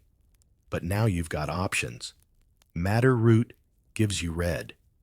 Woad gives you blue. Weld gives you yellow. And if you're really flush with silver, you might score Tyrian purple reserved for emperors, popes, and apparently that one Viking who traded 12 barrels of fish, and a story about a dancing bear to get it. Historians still argue about how widespread these luxury items became. Were they reserved for the elite, or did even average folks snag a silk sash now and then? Archaeological digs suggest both. Graves from Burqa and Hedeby reveal silks stitched into otherwise modest tunics. Clearly, someone was doing a little medieval mixing and matching. Even your weapons get decorative. Sword hilts are inlaid with silver wire. Shields are painted. Helmets, while usually practical, and definitely not horned sorry. Halloween costume fans might bear intricate carvings or precious metal trim if you're wealthy enough. Your battle gear now doubles as business attire. And it's not just about personal flair, it's about cultural confidence. You're still rough around the edges, still sleep with one eye open and both feet cold. But you walk into foreign courts and markets, not just as a buyer, but as someone who looks the part. You don't just have silk, you wear silk, tastefully, with a tunic that still smells faintly of reindeer stew. Some might say this is all vanity, that you're getting soft, that a true Norseman doesn't need beads or belts or breeches tailored for both comfort and swish. But you know better. This is branding. And let's not forget the women. Norse women were already active in trade farming and household management, but now they're style icons. Grave goods show that women were buried with combs, brooches, sewing tools, and imported jewelry. Their clothing, often layered tunics fastened with elaborate brooches, becomes a canvas of status. A merchant's wife is no longer just behind the stall. She is the stall's best advertisement. One quirky tidbit: archaeologists in Dublin discovered fragments of silk and fine wool under what used to be Viking homes, along with grooming tools, beads, and coins. Which means someone was walking around Viking Dublin looking like a Renaissance runway model before the Renaissance even got invited to the party. And while you'll never give up your axe, you might just engrave it. Maybe with runes. Maybe with a stylized walrus. Maybe with that one merchant's name from Constantinople you still can't pronounce but definitely still owe money to. Because you're not just a trader. You're a trendsetter. So next time you pull on your wool tunic, clasp your brooch sling, your silk scarf over one shoulder, and walk into a market with a beard full of ambition, remember, you didn't just come to sell. You came to shine. The chest creaks open with the kind of slow, dramatic flair that usually precedes either treasure or trouble. In this case, it's treasure, shimmering coins stamped with Arabic calligraphy, nestled beside delicate glassware, finely carved combs, and a silver drinking horn shaped like a very confident goat. You're standing in the corner of a Viking longhouse, watching a chieftain count his wealth, and something about it feels different. It's not stolen, it's earned. That shiny pile of dirhams, the official currency of the Abbasid Caliphate, didn't come from a raid. It came from trade. From deals made far to the east, where Viking boots stomped through desert markets, and your fur-clad cousins nodded respectfully to merchants in silk robes who didn't bat an eye at their terrifying accents. The Islamic world didn't just trade with the Norse, they practically funded the Viking economy. Here's the thing.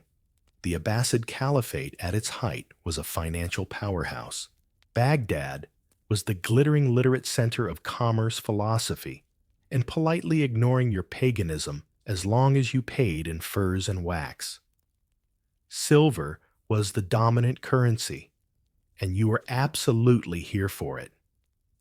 Through a spider web of trade routes, goods flowed from the Islamic world to the Viking north. And not just currency. You brought back spices, medical texts, perfume bottles, drinking vessels, dyed fabrics, and glass so fine it looked like it would evaporate if you breathed too hard. You also brought stories of distant cities, lit by lamps that didn't smell like fish oil, of palaces with gardens, and of scholars who could read without squinting at runes and guessing. And don't think this was a one-sided admiration. Arab writers occasionally mention the Rus, and the Norse, usually with a tone of cautious respect and light horror. One 10th century traveler, Ibn Fadlan, famously described the Rus as tall, terrifyingly clean, and enthusiastic about public grooming and boat burials.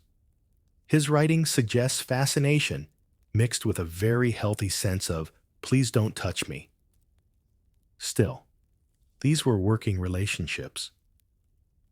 And despite the differences, religion, hygiene, the whole you put silver in your beard thing, the exchange flourished. Trade posts popped up along the Volga and Dnieper rivers, serving as checkpoints markets and occasional sites of intense shouting over whose goat trampled whose prayer mat. The silver came in strong, and it stayed strong. You didn't just spend it. You hoarded it. You buried it, literally. Viking Age hoards filled with Islamic coins have been found from Sweden to Iceland, some wrapped in cloth, others in barrels or clay pots. Some contain over 10,000 coins. 10,000. That's either a serious savings plan or the Viking version of a piggy bank panic. Historians still debate what this all meant. Was this silver just stored wealth, or did it serve as currency? Evidence suggests both. It was measured by weight, not denomination, and often hacked into pieces to pay for goods in convenient Viking increments like half a dirham and a very polite nod. And what about religion? Did Vikings convert to Islam to facilitate trade? Not really. A few adapted some customs like more frequent bathing, but mostly you did that thing where you smiled, nodded respectfully, and didn't ask too many questions about dietary restrictions while bartering walrus tusks for saffron. But the Islamic influence ran deeper than just goods and coins. It started reshaping your concept of wealth. Raiders craved loot. Traders craved consistency. With each silver coin, you moved a little farther from chaos and a little closer to economy. It wasn't just who's the strongest. It was who's the best at calculating exchange rates while standing on a rocking boat. And with wealth came status. A chieftain with a foreign coin hoard was respected. A chieftain with a foreign coin hoard and a wine jug with Arabic inscriptions, that man had taste. You weren't just a warrior anymore. You were a collector, a connoisseur, a Norseman, with enough economic clout to commission a drinking horn shaped like a sea dragon and still have enough left over for silk pillowcases. You won't use them. You'll just own them. Like a boss. Quirky fact. Some dirhams were deliberately bent or pierced not as currency damage, but as decoration. Vikings wore coins as necklaces, or sewed them into clothing, not just to say, I have money, but to scream, I have money and a neck strong enough to wear 5 pounds of it. Eventually, the silver supply wanes. The Abbasid economy shifts, eastern trade slows, and fewer coins make their way north. But the impact remains.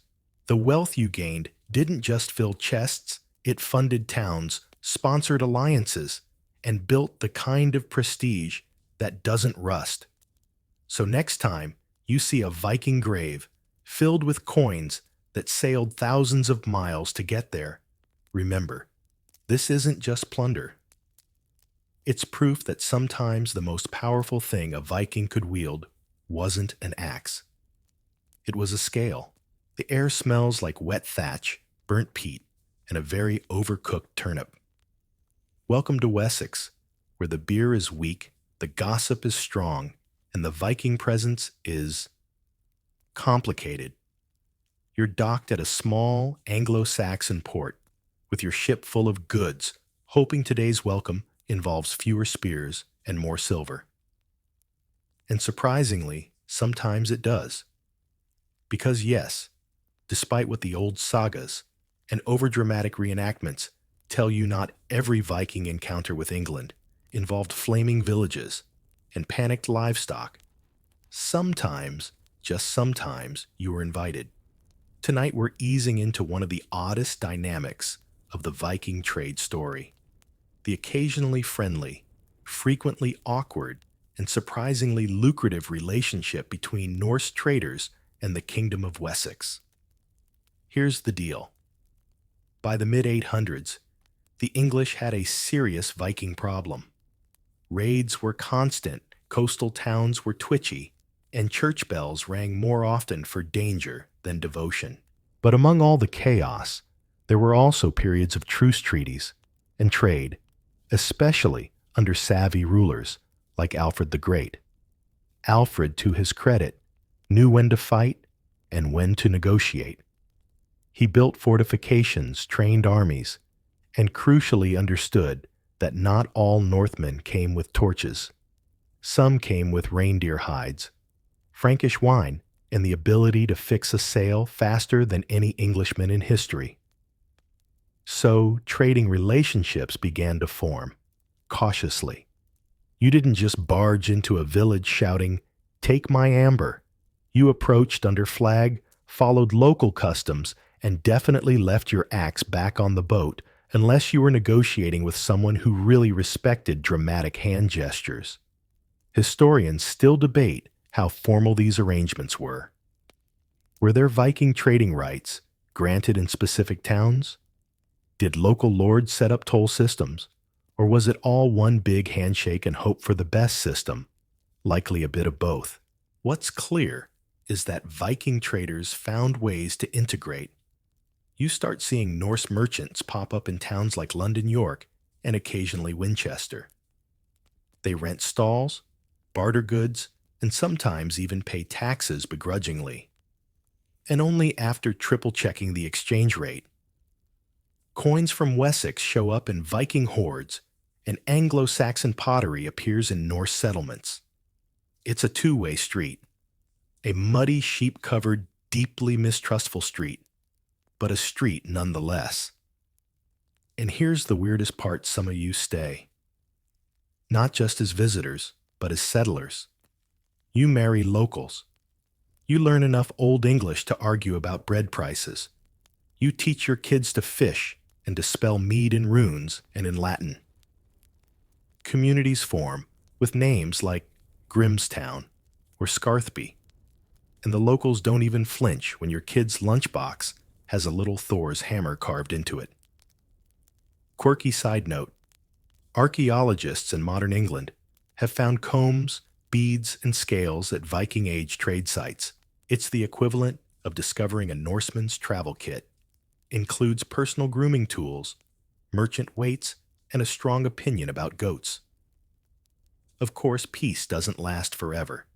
One side oversteps. A treaty is broken. Someone forgets to pay the agreed toll. Suddenly, the friendly market day turns into a skirmish, and the next morning's headlines read, "Norsemen rampage again," conveniently forgetting that you paid for your ale and complimented the local cheese the day before. But when trade flows, it flows well. Norse merchants bring things the English want: fur walrus, ivory amber, finely crafted tools. In return, you take home metalwork, cloth, livestock, and whatever passes for sophistication in a world where most people still think bathing is suspicious. One memorable arrangement. The Danelaw, a swath of England effectively run by Viking law, where Norse settlers lived alongside Anglo-Saxons in a sort of passive-aggressive roommate situation. Trade flourished here. Markets buzzed with hybrid culture. You might see a Norse-style brooch clasping an English wool cloak, or an Anglo-Saxon baker swearing in Old Norse when the bread burns. Even the language starts to blend. Old Norse words sneak into English, words like sky-knife egg and awkward fitting. It's not just trade, it's absorption. You aren't just influencing the economy, you're sneaking into the dictionary. And despite everything, raids, ransoms, awkward marriages, you keep returning. Because for all the tension, Wessex pays well. Its towns are growing. Its markets are steady. And even if the locals still flinch, when you sharpen your knife a little too casually, they've also started copying your boat designs and eyeing your scale weights with envy. So as you leave the dock, coins jingling in your pouch cheese wheel safely tucked in your cloak, you turn and give a polite wave to the tax collector. He nods, cautiously, respectfully, slightly confused, because once upon a time you were the enemy. Now you're on the vendor list. The salty breeze carries the unmistakable scent of sheep seawater and a very enthusiastic bakery that doesn't believe in moderation. Welcome to Dublin, yes, that Dublin, a city now pulsing with life trade and a surprising number of Norse accents. You step onto the dock, avoiding a goose that has declared this entire street its territory, and realize something incredible. This isn't a Viking raid outpost anymore. This is a Viking city. Tonight we find you in Ireland not to pillage but to profit. Because what began as a series of chaotic raids on monasteries has evolved into one of the most successful commercial ventures in the Viking world. Dublin isn't just a settlement. It's a thriving, Norse-Irish economic experiment powered by fur fish and the kind of enthusiasm only found in tax-free trade zones. Let's rewind a little. The Vikings first hit Ireland in the late 700s. Classic raiding quick landfalls, snatch gold-panicked monks. But they quickly realized something important. Ireland is terrible at defending its coastline, but excellent at growing stuff. Also, the weather, while soggy, is significantly warmer than, say, Norway in February. So instead of just raiding and leaving your ancestors, begin staying, wintering, building. By 841 CE, the Vikings establish a long fort, a sort of fortified ship harbor at Dublin. Within a few years, it evolves into a permanent settlement, not a camp, not a fort, a town, and it doesn't stop there. The Norse begin setting up other coastal hubs, Waterford, Limerick, Wexford, but Dublin quickly rises above the rest. Its location is perfect easy access to inland Irish kingdoms, rich farmlands nearby, and a harbor deep enough for your most overpacked longship, full of beads combs and emotional baggage. Historians still argue whether Dublin was designed as a trade center or just turned into one because your people kept showing up and refusing to leave. Either way, by the 10th century, it's booming. And not just with Vikings. Dublin becomes a melting pot of cultures. Norse settlers, native Irish, imported slaves, Frankish traders, and that one guy from North Africa who keeps selling exotic spices no one can afford, but everyone smells wistfully. Markets spring up, where once there were sword fights. Warehouses replace war camps. Fishmongers replace, well, other kinds of mongers.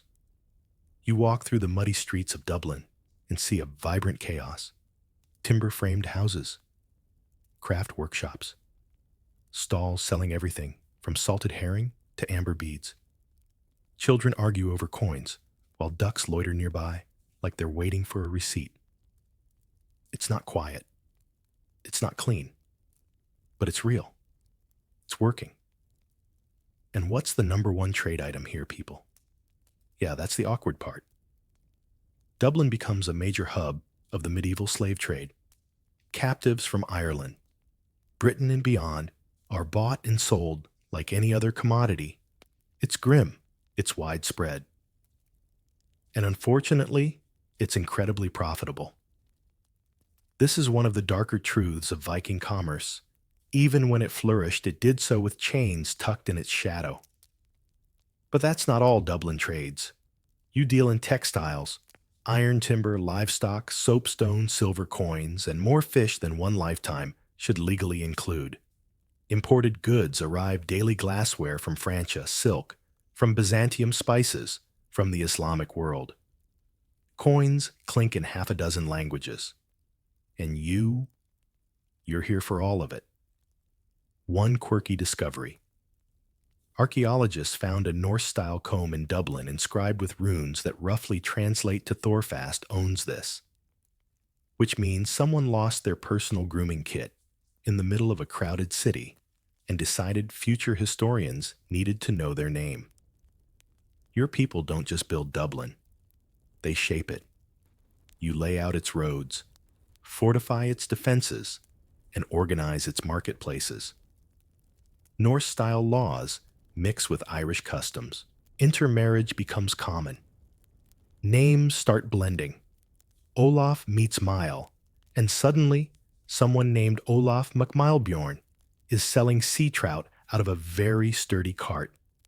Even religion gets in on the compromise. Norse settlers eventually begin converting to Christianity, not always for faith, but for trade deals and better local PR. Churches go up beside longhouses. Priests argue theology with jarls over dinner. You still carve runes, but now you carve crosses too. And over time, Dublin becomes less Viking and more hybrid. It's still tough, still loud, still fond of seafood and shouting. But it's not a military camp anymore.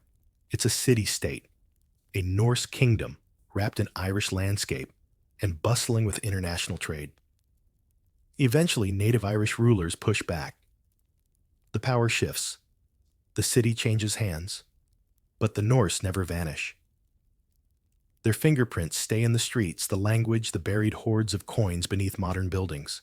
And yes, in that one pastry recipe, no one will admit, came from a jarl with a sweet tooth. So as you haul a crate of dried cod into the market square and haggle with a bishop over the price of honeycombs, remember you didn't conquer Dublin. You built it, one trade at a time. The wind off the channel bites with a different kind of chill, less Arctic blast, more stop trespassing breeze. You pull your cloak tighter, squinting at the green hills ahead. This is northern France, and despite what the maps claim, it's about to become very, very Norse. Tonight you wade into the curious case of Normandy, a land that went from trembling beneath Viking sails to sending Viking descendants to rule England, all without a single fjord in sight. But the real twist, it all started with a trade. Okay, technically, it started with several decades of raids, pillaging, and general Viking unpleasantness. But eventually, the French got tired. Tired of rebuilding monasteries, tired of buying back hostages, tired of replacing stolen cows. So they tried something radical. They gave the Vikings land. In 911 CE, Charles the Simple, yes, that was his actual title, not exactly confidence-inspiring, struck a deal with a Viking chieftain named Rollo. The terms Rollo would get a huge swath of territory, later known as Normandy, in exchange for swearing loyalty to the Frankish king, defending the realm against other raiders, and agreeing to be baptized. So, land power and religious conversion, basically the medieval trifecta. Rollo agreed. He bent the knee, or at least he tried. Legend says he refused to kiss the king's foot and had a henchman do it, instead causing the poor king to topple over like a courtly game of Jenga. Historians still debate whether that actually happened, but let's be honest, it feels on brand. And so, the Duchy of Normandy was born. But here's the wild part, Rollo and his descendants didn't just settle in, they blended. Rapidly. The Norse rulers of Normandy adopted the local language, married into Frankish nobility, and began building stone castles instead of wooden longhouses. Within a generation or two, they weren't just living in France, they were running it. Trade flourished. Normandy's coastline became a key link between Scandinavia and continental Europe. Goods flowed in from the North Sea and up the Seine. You saw Norse merchants sipping wine in Rouen, haggling in local dialects, and developing a sudden fondness for cheese that wasn't hard enough to injure someone. And what were they selling? Everything from whale oil to furs, timber to slaves. But now you start to see more refined goods, too finely worked metal jewelry, glassware, even manuscripts. The Norse weren't just raiders anymore. They were landlords, tax collectors, and yes, traders with very sharp accounting knives. One quirky fact, Norman coinage quickly became a thing. Rollo's descendants minted their own money, often borrowing styles from both Frankish and Viking traditions. Coins bore Latin inscriptions, Christian symbols, and sometimes imagery so ambiguous, scholars still argue whether it's a cross or a very abstract bear. Meanwhile, Norman towns thrived. Rouen, Keene, Bayeux, centers of administration, trade, and cultural cross-pollination. Viking surnames like Fitz started showing up, mashed together with local names in what can only be described as history's first franchise merger. But don't mistake this for a softening. The Normans, as they now called themselves, retained their edge. They didn't just trade, they strategized. They mastered feudal politics, built alliances, and cultivated a reputation as formidable warriors and shrewd negotiators. Their boats still floated, but now they also filed taxes. And then came the big twist. In 1066, William, Duke of Normandy, a direct descendant of Rollo, crossed the Channel and conquered England at the Battle of Hastings. That's right. The descendants of Viking settlers who were given land in France to stop raiding turned around and took over the very kingdom they once looted. Historians still marvel at this reversal. Was it inevitable? Was it luck? Or was it the logical result of Vikings learning to play the long game? You'd like to think it was the trade routes, because through it all, through land grants, marriage pacts, and the occasional siege commerce kept flowing, Normandy became a node in the great Viking network. Goods came from Dublin, Hedeby, Constantinople, and beyond, passed through Norman ports and trickled inland on ox carts that probably complained more than they rolled. Even architecture reflects the blend. You see Romanesque churches with Norse carvings, Viking runes etched beside Latin inscriptions, a cultural cocktail stirred by trade ambition and the occasional unrequested axe. So now, as you sit in a Norman market square sipping imported wine, watching a merchant argue over the price of velvet dyed with crushed beetles, you smile. This land wasn't won in a day. It was leased, blended, and repackaged. And in the end, the Vikings didn't just raid France. They became France with better branding. The moon is high, the docks are quiet, and you're standing next to a barrel that definitely wasn't declared to customs. Inside, 3 bundles of unmarked furs, a jug of wine that fell off a merchant ship in Rouen, and a sack of amber beads that may or may not be over quota. Welcome to the shady, slippery world of Viking smuggling, because even the most successful traders occasionally worked outside the ledger. Tonight, we duck into the dim corners of Viking commerce, the quiet exchanges, the night deals, the slightly too well-wrapped bundles of linen that no one asks too many questions about. Because as long as there have been taxes, there have been tax dodgers, and the Vikings. Well, they were efficient in both. Let's be clear, not all Viking trade was legal, or documented, or particularly ethical. Some was, let's call it freelance, independent, ambiguously authorized. Like those transactions where no receipts were given, and the only ledger was someone's very creative memory. Part of the problem was logistics. Viking trade routes spanned thousands of miles, crossing kingdoms, cultures, and conflicting laws. What was perfectly fine to sell in one region might be strictly forbidden in another. Spices were taxed. Slaves required licenses. Amber glassware, even salt at various points, someone somewhere tried to regulate it. Naturally, you responded the way any enterprising Norse trader would. You nodded politely and found a creative way around it. Smuggling wasn't a full-time gig. It was more of a bonus round. You'd do your standard deals, declare your furs, pay your tolls, and then quietly offload a few extra items somewhere downstream. Hidden compartments in longships weren't exactly standard, but let's just say no one carved decorative panels in the hull just for aesthetics. And rivers, absolute dream zones for off-the-record commerce. You might dock at an official port during the day, pay your dues, then sail a few miles downriver at night to trade with a local contact who forgot to register with the local market board. He pays in silver. You leave a comb. No one talks about it. Historians still argue how widespread this kind of trade was. Official records are obviously silent on the matter. But archaeologists have found mismatched goods buried far from major trade centers, Byzantine coins in unrecorded Norse hamlets, exotic beads in settlements that were never on trade routes.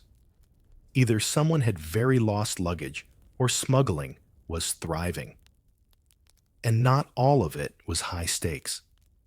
Some of it was just cheeky. A merchant might underdeclare the weight of silver being traded using slightly shaved down scales. Another might claim his silk shipment was actually goat hair, with delusions of grandeur. Quirky, low-level fraud, but fraud nonetheless. Then, there were the goods no one wanted to admit they traded. Like, say, exotic medicine, which was often just crushed herbs, dried frogs, and a whole lot of faith. Or certain amulets deemed heretical by the church. You know, the ones small, carved, suspiciously shaped like fertility gods, with absolutely no chill. Not illegal everywhere, but definitely frowned upon in polite company. And let's not forget weapons. While official trading of swords and axes was common enough, selling them to the wrong kingdom or tribe could get you exiled, fined, or very stabbed. So sometimes arms deals were done discreetly, in marshes under tarps with a nod and a payment in fur. No paperwork, no warranties. Quirky historical tidbit. In some Viking settlements, archaeologists have found scales buried beside hoards, but no standardized weights. This suggests traders carried custom weights for private transactions, where a pound of silver might be just a little lighter than the market agreed on. Oops. Even language got involved in the smuggling game. Traders would use coded terms, nicknames for goods, euphemisms for payment. 3 fish might mean 3 ingots. 1 night's firewood might be a bottle of illicit wine. If someone tried to enforce a toll, you just shrugged and said, "I'm a fisherman." A very well-dressed fisherman with silk nets and suspiciously well-paid deckhands. Of course you had to be careful. If caught, punishments ranged from fines to confiscation, or in harsher areas, public shaming. Which in Viking society could mean being stripped of your trade rights, or worse, being mocked in a saga. Olaf the Slippery doesn't sound flattering when sung by a bard for 300 villagers. Still, most of the time, smuggling wasn't about rebellion. It was about flexibility, adapting, working around the cracks in the system to keep trade flowing when official routes clogged up. It was the Viking way: respect rules just enough not to get banned from the next market. And as you walk away from that moonlit barrel, hands tucked into your cloak, a little richer, a little sneakier, and maybe humming a tune about plausible deniability, you know the truth. Not every Viking trade was above board, but the best ones were below deck. The hall is quiet, except for the scratching of a quill across parchment, and the occasional grunt from someone trying to fold a sheep into a ledger entry. You sit cross-legged by the hearth, counting silver bits with one hand and flipping a bone scale weight with the other. Outside, the wind howls like a banshee with tax advice, but inside, you're focused. This isn't a raid, it's a record. And tonight, we're diving into something the history books don't sing about nearly enough: Viking business law. Because surprise, the Norse weren't just brawlers with boats. They were also meticulous, tradition-driven, and often alarmingly good at managing commerce with the intensity of a small-town accountant armed with a battle axe. Let's talk about trust. In a world without central banks, LinkedIn profiles, or Yelp reviews, Viking trade relied heavily on personal reputation. You didn't just trade goods, you traded your name. If you cheated someone in Hedeby, you could bet your beard the news would reach Kopang before your ship did. and Viking gossip swifter than a north wind with a grudge. So, how did you ensure fairness enter oaths, contracts, and the not so lightly intimidating weight of communal expectation? You didn't need written contracts, though they occasionally existed. You needed witnesses. Trade deals were often spoken aloud in public, in front of respected community members who could vouch for what was agreed. Think of it like a verbal notarization, but with more beards. Disputes. Oh, there were plenty, but you didn't settle them with swords. Not usually. Instead, you went to the local thing, a public assembly, where laws were recited from memory judgments were made, and someone definitely brought snacks. At the thing, traders could present cases, call witnesses, and try very hard not to look guilty while scratching their ear. Historians still debate how formal these proceedings were. Some believe the legal system was highly developed and surprisingly equitable. Others think it was more of a structured shouting match with occasional fines. The truth, as usual, probably lives somewhere in the middle, with a touch of fur and passive-aggressive storytelling. Here's a quirky detail. Scales and weights were so important in Viking trade that owning a faulty one could get you fined or worse exiled. Traders were expected to carry their own set of standardized weights, often made from lead or bronze, and shaped like geometric figures or tiny animals. Because nothing says, "I'm an honest man," like weighing your silver with a squirrel-shaped ingot. There were also laws about who could trade where and how. Certain markets were designated as peace zones where violence was forbidden. You might have been a berserker on Tuesday, but come Thursday, market day, you were expected to put the axe away, adjust your cloak, and argue about wool quality like a civilized human. Even contracts, yes, actual agreements, were sometimes inscribed on wood bone or parchment. These weren't common, but when used, they were precise. You'd specify the type of goods, their condition, delivery terms, and occasionally penalties for late shipments, which in Viking terms usually meant giving up an extra sheep or explaining yourself very publicly. The Norse also had a system for partnerships. Two traders could go into business together, pooling goods and silver and agreeing to split profits. These alliances could last years and were often reinforced by marriage ties, shared raids, or mutual dislike of that one guy in Hedeby who always shorted his soapstone. And what if someone broke a deal? Penalties varied. Fines were common, so was public shaming, being called out, at the thing mocked in verse, or worse, having a saga written where your character suspiciously resembles the real you and is consistently described as smelling faintly of fish and dishonor. In extreme cases, you could be declared nithing an outlaw. That meant no one could trade with you, house you, or avenge you. You were outside the law, economically ghosted. And in a tight-knit world, like the Norse trade network, that was the equivalent of vanishing. Even long-distance trade had its protocols.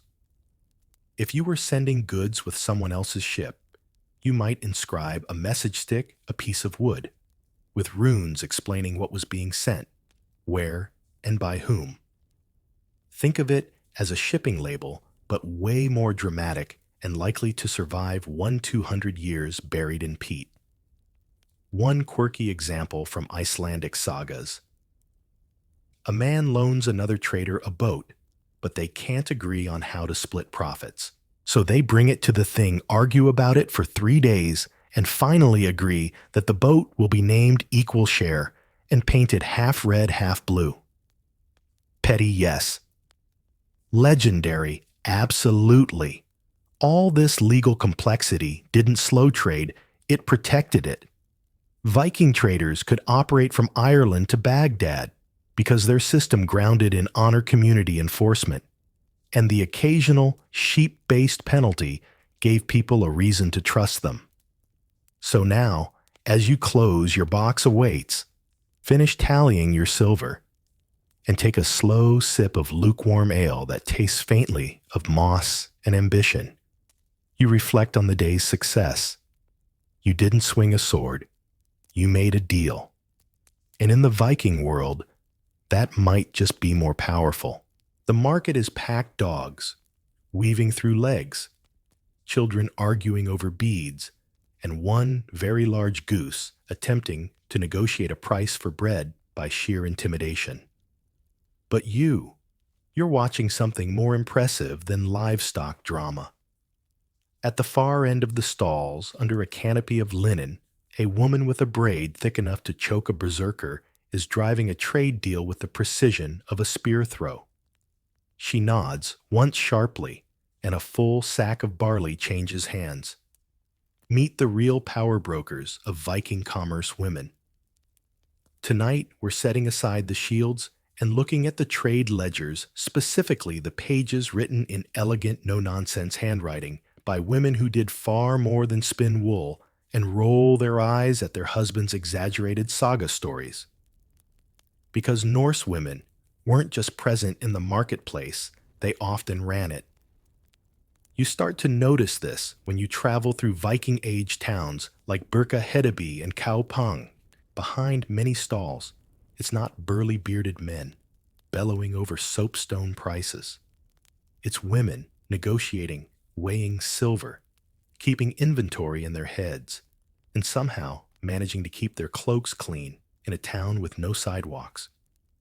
And they weren't doing this in secret or as sidekicks. Norse law granted women surprising economic independence for the time. A woman could own property. She could inherit land. She could run a farm, manage a household economy, and yes, engage in trade under her own name. If her husband died or sailed off and forgot to return for 10 years, she didn't need to beg for support. She ran the show. Historians still debate just how extensive this economic freedom was. Some argue it was limited to wealthier women, or only in certain regions.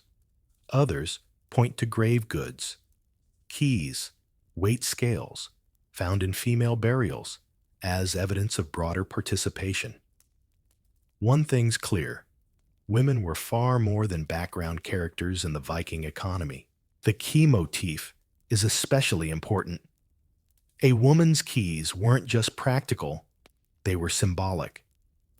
Worn on a belt, often elaborately decorated, they represented her control over the household's storage and finances. It was essentially the Viking equivalent of carrying the corporate credit card and the office keys at the same time. But many didn't stop at domestic power. Some women actively traded across distances. They managed ships, oversaw goods, and arranged partnerships. There are sagas where women bankroll expeditions, negotiate dowries like seasoned diplomats, and in one memorable case, send their son out trading with very specific instructions not to return until he doubles their investment. Mom's not mad. She's just heavily leveraged. In Dublin, for instance, women were key players in urban trade. Archaeologists have found imported goods in female graves, spindles, beads, coins, and even writing tools. And in Iceland, one saga tells of a woman named Odd, the deep-minded, who not only led her family to safety, but established a farm and hosted trade gatherings.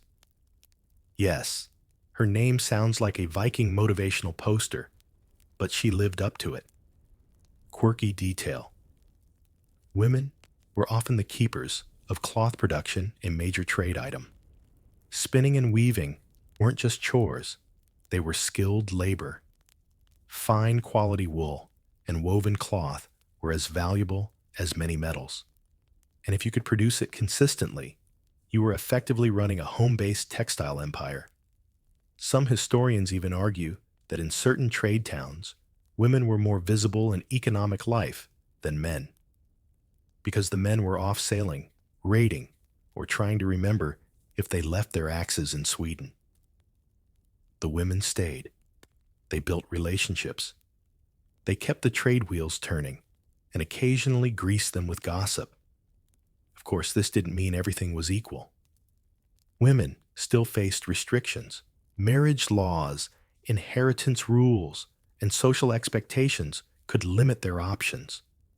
But compared to many medieval societies, Viking women had more room to maneuver and more reasons to carry a scale. And when conflicts arose, they went to the thing too. Women could represent themselves in court sue over trade disputes, and in rare but glorious cases, absolutely roast their opponents with legal arguments that would make a modern lawyer slow clap. Even in the religious transition from paganism to Christianity, women found ways to retain influence. Some became nuns or abbesses, positions that still allowed economic management. Others adapted blending Norse tradition with Christian obligation.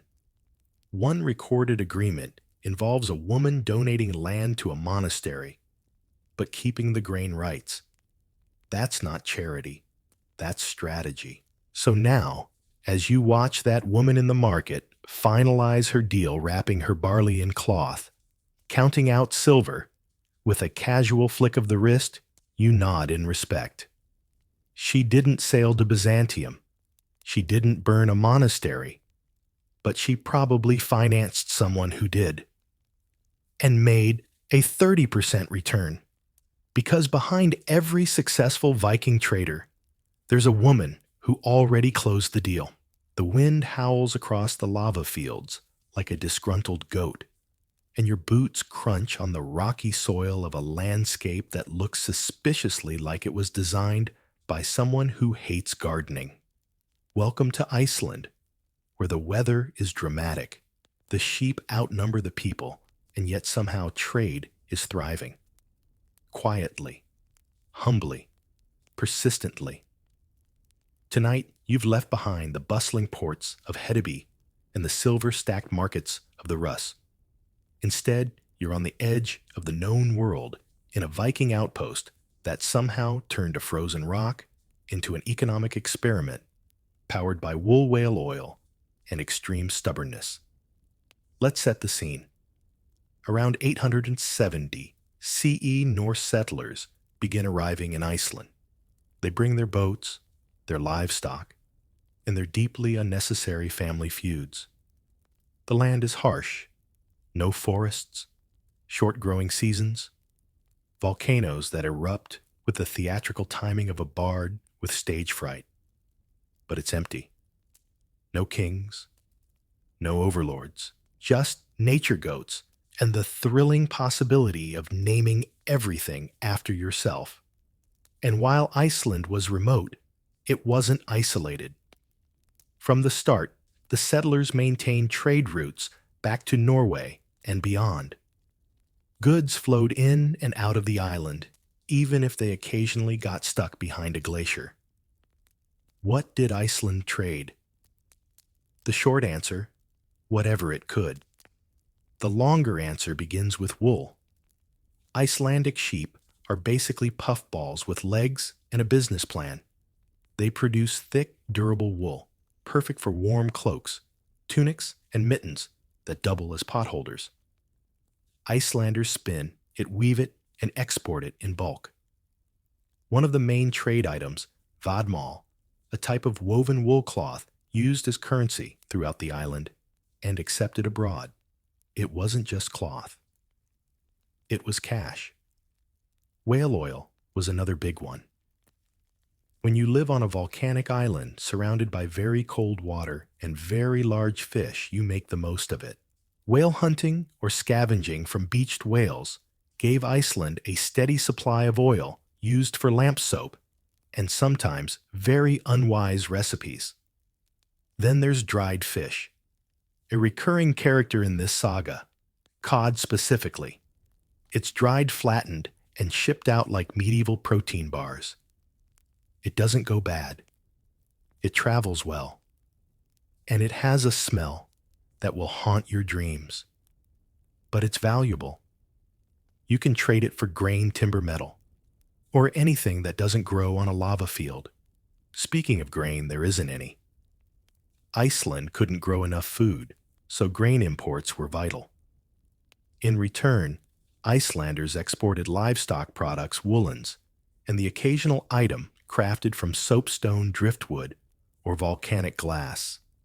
The island's economy was small, but it was persistent like moss on a roof tile. Quiet, stubborn, surprisingly hard to remove. Historians still debate how plugged in Iceland was to the broader Viking trade network. Some argue it was mostly self-sufficient, relying on a few ships per year. Others suggest it was more connected than we think, with regular contact, via seasonal voyages and established trade routes. The truth probably lies in between. Iceland wasn't a hub, but it was never cut off. One quirky detail: Iceland had no central government during most of the Viking Age. Instead, it was ruled by chieftains and governed by the Althing, an annual assembly that served as parliament court and camping trip all in one. Traders brought goods to the Althing, and alongside legal debates and poetic duels, they set up pop-up markets.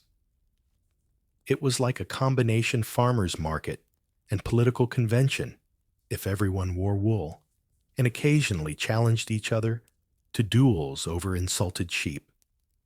And women in Iceland. As in other Norse regions, they played a vital role. They managed farms-controlled household economies and frequently engaged in local trade. One saga even tells of a woman who trades her husband's only horse without telling him. He's furious. She's right. Everyone claps. Of course, Iceland had its challenges. Storms were frequent. Famine wasn't rare. Volcanoes made long-term infrastructure planning difficult. And yet trade persisted. When the Greenland colony launched, Iceland became a key supply stop. When ships from Norway arrived, Icelandic wool and fish found new homes. Even when the medieval warm period gave way to colder centuries, Icelanders adapted fishing, more trading, smarter, complaining creatively. So now, as you sit beside a peat fire in a turf-roofed home, sipping sour milk, and wondering whether you've finally grown used to the smell of smoked fish, you realize something Iceland didn't need to conquer to matter. It traded, quietly, patiently, wrapped in wool and braced against the wind. Because sometimes the most impressive merchant isn't the loudest one in the market square. It's the one who kept bartering while the volcano erupted. You lean over the table, squinting at a comb made of polished bone. It's simple, symmetrical, and somehow feels like it's been designed with the same care you'd give to a sword hilt or a good pair of winter boots. It's not flashy, it's functional. But more importantly, it's tradable. You run your fingers across the carved edges and realize this isn't just grooming gear, it's merchandise. Tonight, we turn away from high seas voyages and silver coin hoards to focus on something more intimate: Viking craftsmanship. Because beneath the swirling sails and dramatic beards, the Norse world was full of people quietly carving, weaving, melting, and molding. The Vikings weren't just warriors. They were artisans. And those artisans made stuff people actually wanted to buy. Let's start with bone and antler. These were everywhere in the Viking world: leftovers from your last meal, your last hunt, your last mildly unsettling trophy. But Vikings didn't waste them. Bone and antler were carved into combs, pins, belt buckles, knife handles, and even game pieces. The designs were often geometric, sometimes animalistic, occasionally deeply confusing. Is that a dragon or a goat doing yoga? But always meant to sell. One quirky fact: combs were a top trade item. Not because everyone was vain, though let's be honest, Viking hair was a thing, but because they were useful, portable, and weirdly personal. Traders brought combs wherever they went. Archaeologists find them in graves, camps, shipwrecks. Some even had runes carved into them. Thor owns this, hands off. Charming and aggressive like all good branding. And then there were the blacksmiths. Norse metalworkers were legendary for their iron tools. Sure, you think of swords and axes first, but trade relied more on things like knives, rivet sickles, and horse bits. These weren't glamorous items. They were practical. Every farmer needed tools. Every ship needed nails. Every home needed at least one good skillet that didn't warp in the fire like a drama-prone cousin. These items traveled, from rural forges to urban markets, from Swedish villages to Irish towns. They didn't shout wealth, but they whispered reliable. And reliability. That's gold in a world where most things break the second you look away. Pottery was another trade staple, though the Vikings themselves weren't huge on making it. Many Norse households used soapstone for cooking, but that didn't stop them from importing fancier pottery from the Carolingian Empire or Anglo-Saxon England. You bring it home, you put it on the shelf, and when guests come over, you casually mention how you definitely didn't overpay for that weirdly thin jug.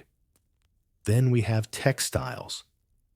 Weaving was essential in the Viking world. From coarse wool tunics to fine linen bands, fabric production was labor-intensive but valuable. Spinning, dyeing, and weaving all took time, and the finished cloth was used for clothing trade and even currency. Remember Vadmal in Iceland. Norse wool was warm, durable, and sometimes itched like betrayal, but it kept you alive. And in trade, it kept you rich. Dyeing techniques varied. Common colors included earthy browns, dull greens, and the occasional aggressive mustard yellow. If you wanted blue or red, you had to trade for woad or madder root, adding literal color to your portfolio. Textiles dyed with imported pigments, fetched higher prices, and made your outfit pop just enough to impress both merchants and priests. But perhaps the most impressive Viking craft trade jewelry. Even peasants wore beads and brooches. Not diamond tiaras or sapphire rings. Think glass beads, bronze pendants, twisted silver rings. Affordable luxury. Viking artisans used molds, casting techniques, and cold hammering to shape metal into wearable wealth. Designs ranged from knotwork patterns to stylized animals. You could spot a jarl by his heavy silver neck ring, or a well-off merchant woman by her finely worked brooches. And these weren't just pretty baubles. They were portable banks. If your ship sank, you didn't cry over your missing dinnerware. You cried over your lost brooches because they were your savings account, your status symbol, and your insurance policy all rolled into one. Historians still argue how standardized Viking crafts were. Were they mass-produced or artisan? The evidence points to both. Towns like Ribe and Hedeby had specialist workshops, turning out beads, pins, combs, and more by the cartload. But in the countryside, individual craftsmen made items that were unique, specific, and sometimes extremely niche. Like a spoon carved into the shape of a walrus. No one asked for it. But now, you can't stop looking at it. And don't forget woodwork. Viking carvers made chests, tools, furniture, and ships, obviously ships with such skill that modern boat builders still study their techniques. You might trade in amber, but the boat that carries the amber, that's art. So as you wrap up your morning inventory, checking your bag of beads, your stack of soapstone bowls, and that one very finely balanced set of scales, you smile. Because even if your crew is off chasing silver, and your cousin is still trying to sell questionable antler figurines to monks you know the truth.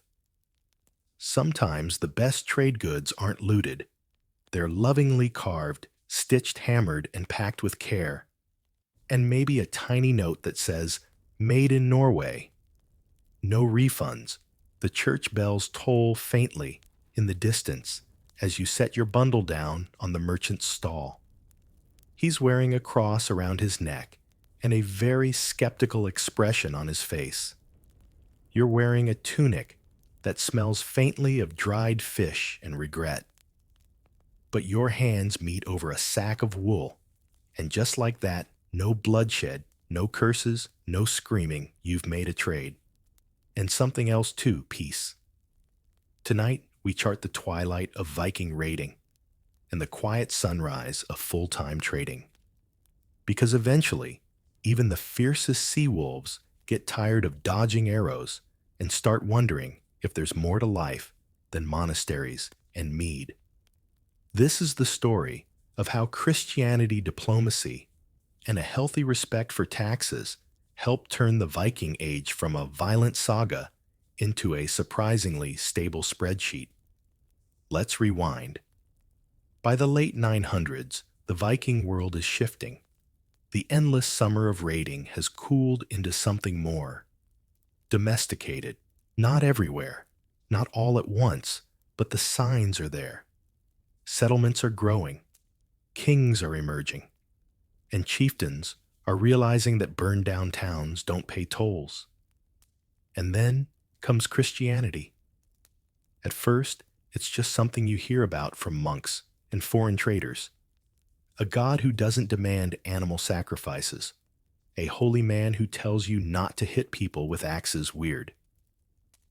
But intriguing, especially when converting to Christianity comes with perks like trade deals, alliances, and not getting excommunicated when you accidentally show up to Rome with a boat full of fish and furs. So, the conversions begin. Gradually, politically. Kings like Harald Bluetooth in Denmark and Olaf Tryggvason in Norway adopt the new faith not necessarily because they're spiritually moved, but because it's good for business. Being Christian means fewer raids on your coast. It means diplomatic ties with powerful kingdoms. It means trade networks that don't shut down the second someone spots your dragon-headed prow on the horizon. And suddenly, trade is safer, more predictable. Less dodge the arrows, grab the loot, and more declare your goods, pay your toll. Try the local cheese. Of course it's not a clean break. There are holdouts. Some Norse communities cling to the old gods, the old ways, the old thrill of taking rather than trading. But over time, the tide turns, especially as more Viking leaders start issuing their own coins, complete with crosses on one side and suspiciously smug portraits on the other. These coins aren't just currency, they're declarations. We're part of the system now. We're legit. Please ignore the horned helmets. That was marketing. Even language begins to shift. Laws are written down. Trade agreements are codified. Towns like Dublin, York, and Hedeby evolve from rough and tumble trade posts into fully functioning cities, with guilds markets and fewer instances of accidental axe injuries during negotiation. And one of the biggest changes, Danelaw. Remember that big chunk of England the Vikings once ruled? Well, as Norse settlers become Christian, they also become bureaucrats. They collect taxes. They enforce contracts. They hold court. You start seeing former raiders negotiating border disputes using scrolls instead of swords. It's progress. Also quieter. Historians still argue what caused this transformation. Was it the pressure from rising monarchies? The lure of consistent income? The influence of the church? Likely all of it. Like most historical shifts, it wasn't one moment. It was thousands of small choices, one chieftain choosing to sell, rather than steal one jarl agreeing to settle a dispute, over sheep with a handshake instead of a duel. One quirky fact: some Norse traders began carrying crosses and Thor's hammers hedging their spiritual bets. You never know when a saint or a thunder god might offer the better exchange rate. As Christianity spreads, so does the idea of sin, and that includes stealing. Suddenly, raiding isn't just risky, it's morally questionable. And while Vikings aren't exactly saints yet, they're smart enough to adapt. You don't have to give up power. You just have to change the wrapping paper. And this isn't just a loss of identity, it's an expansion. The Norse world doesn't shrink. It integrates. It blends. Norse ships still sail. Norse goods still move. But now, they do so with permission slips, toll agreements, and the occasional papal blessing. You build churches beside longhouses. You send your sons to study Latin. You rename your trading fleet the Merciful Dolphin instead of the Raven of Doom. And suddenly people actually invite you back. And guess what? You start enjoying it. Trading is safer. You get to keep your crewmates longer. You don't have to scrub blood out of your wool anymore, which never really comes out, let's be honest. And best of all, you get repeat customers. The abbey you used to loot. They now pre-order your honey. So now, as you tuck your cross pendant under your tunic, adjust your merchant scale, and haggle with a priest over the price of imported soap, you realize you didn't lose your edge. You just learned how to file it into something profitable. Because the best deal a Viking ever made wasn't for silver. It was for peace. The map unfurls before you like a well-worn treasure stained with oil, frayed at the edges and covered in the faint outlines of rivers, fjords, and vaguely menacing sea creatures drawn by someone with no idea what a walrus looks like. But look closer. This isn't a map of conquest. It's a ledger of movement, of connection. This is what the Viking trade network became: a web stretching from the cold North Sea to the warm sands of Baghdad, from the frozen hills of Iceland to the lush vineyards of France. Tonight you trace the legacy of those routes, those transactions, those unrecorded conversations by firelight between people who didn't speak the same language, but absolutely understood the value of salt silver and sheep. Let's zoom out. By the end of the Viking Age, roughly the mid-11th century, the Norse trade network isn't just vast. It's influential. It's changed the way people move, what they buy, and how they think about distance. It's helped shape medieval Europe, not with invasions, but with logistics. One major legacy: urban growth. Viking trade helped transform temporary camps into permanent towns. Birka, Hedeby, Dublin, York. These weren't just pit stops. They were early urban experiments built around commerce. You might have arrived with a bag of amber and a suspiciously underfed goat, but you stayed for the market, the infrastructure, and the sense that this little port might just outlast your grandchildren. Towns along trade routes adapted. Roads were reinforced. Ports expanded. Warehouses appeared. Local economies flourished not because of kings, but because of traders willing to cross oceans with nothing but a compass made of vibes and a lot of salted fish. Then there's currency. Before the Vikings, much of Northern Europe operated on a barter system. But silver changes everything. Norse traders popularized the use of weighed silver, hack silver coins, and ingots, creating a proto-currency system that bridged cultural gaps. You didn't need to know the local dialect. You just needed a scale and a good memory for how much fur a Frankish goblet was worth. Historians still debate how much this system influenced the rise of coin economies in Northern Europe. But guess what? Turns up in hordes, from Ireland to Ukraine. Durham's Anglo-Saxon pennies, Carolingian deniers, all signs of a trade network that wasn't just carrying goods. It was carrying economic ideas, another legacy, cultural exchange. Sure, the Vikings brought goods home, but they also brought influences. Arab coinage, Byzantine icons, Christian saints, Slavic styles, Irish brooch patterns. Norse art absorbed it all, blending local traditions with global flair until even your average belt buckle looked like it had opinions about globalism.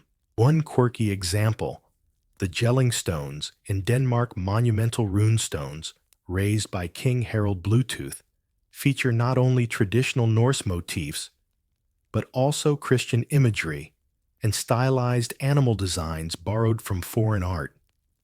It's like a medieval mood board carved in granite. Even the Norse language absorbed loanwords from trade. Names, titles, and even place names reflect foreign contact. When your neighbors start calling their town Thingwall or naming their kid Leaf from Constantinople, you know something's changed.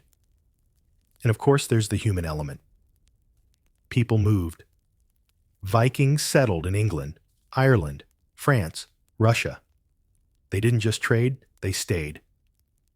And with them came spouses, children, mixed traditions, and the eventual realization that maybe a fur-lined cloak and a cross pendant could coexist after all. In some places, entire populations shifted.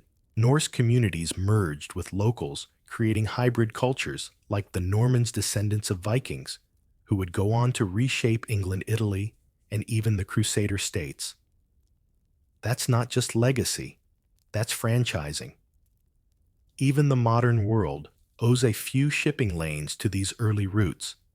Ports that thrived in the Viking era often became medieval trade hubs.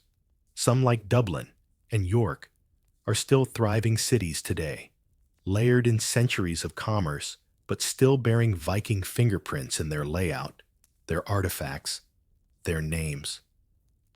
And what about the spiritual legacy Christianity spread? Yes. But so did tolerance. Viking traders often dealt with Muslims, Jews, and Christians without a second thought, as long as the silver was pure and the goods were dry. It wasn't interfaith dialogue so much as interfaith capitalism, but still, it mattered. Trade made strangers familiar. Sometimes too familiar. See unexpected children in trading ports, but always more connected. One last quirky fact. In some parts of Scandinavia, burial sites contain both Norse and Christian symbols side by side, sometimes in the same grave. Imagine being buried with Thor's hammer and a cross just in case. That's legacy. That's someone covering their bets. So now, as you run your finger across the imaginary map, following a trail of imagined ships across imagined seas, you see more than just movement. You see transformation, not with fire, but with fish, not with blood, but with barley. The Viking trade routes didn't just bring wealth. They brought change.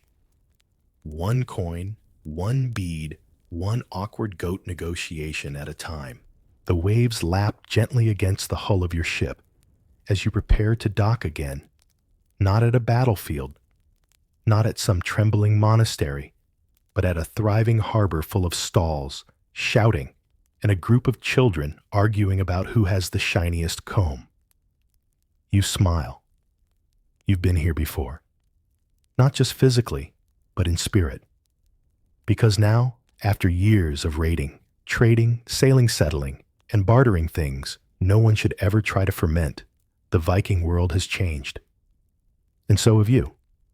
Tonight we tie the final knot in this long, weathered sail and trace how Vikings, once feared as brutal sea wolves, ended up more like surprisingly efficient shopkeepers with good penmanship. They didn't just adapt to the world, they helped shape the one we live in. Let's recap your transformation. You started as a coastal raider, axe in hand, beard in wind, looking for monasteries' gold and occasionally a good story. But over time, you began to notice something. Looted silver runs out. Burned towns don't buy anything. and sheep don't graze well on scorched earth. So you changed course. You started building. First camps, then towns, then cities. You learned where the river bent just right for docking, where the locals were tough but fair, where the fur sold better and the salted fish didn't smell too bad. And slowly, you shifted from conqueror to contractor, from pillager to provider. The tools changed too. Your sword was replaced by a scale, your shield by a ledger. Instead of shouting war cries, you haggled. Instead of burning bridges, you built them sometimes literally because those toll fees weren't going to collect themselves. And as trade replaced terror, you found yourself welcomed, if a little warily, across 1,000 ports and markets. You started minting your own coins, wearing crosses next to Thor's hammer, naming your children after saints' kings and that one merchant in Hedeby who always had the best barley. Historians still debate whether this was inevitable. Was it just the maturing of a culture, the push of Christianity, the lure of consistent income? But you know the answer. You got tired of chasing wealth that vanished after a feast.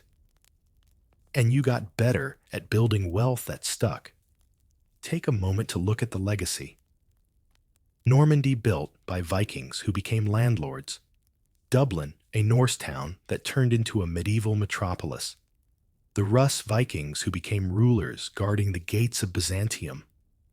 Even your ships evolved not just sleek war vessels, but bulky barrel-packed gnars, carrying everything from linen to optimism. One quirky final tidbit. In Sweden, archaeologists uncovered a Viking Age trading post where they found a small lead tablet scratched with symbols that seemed to represent a transaction complete with doodles. It might just be the world's first illustrated invoice. You were never just raiders. You were engineers, traders, explorers, experimenters. You built bridges between worlds that didn't even know they were neighbors. Your trade routes connected cultures, ideas, fashions, foods.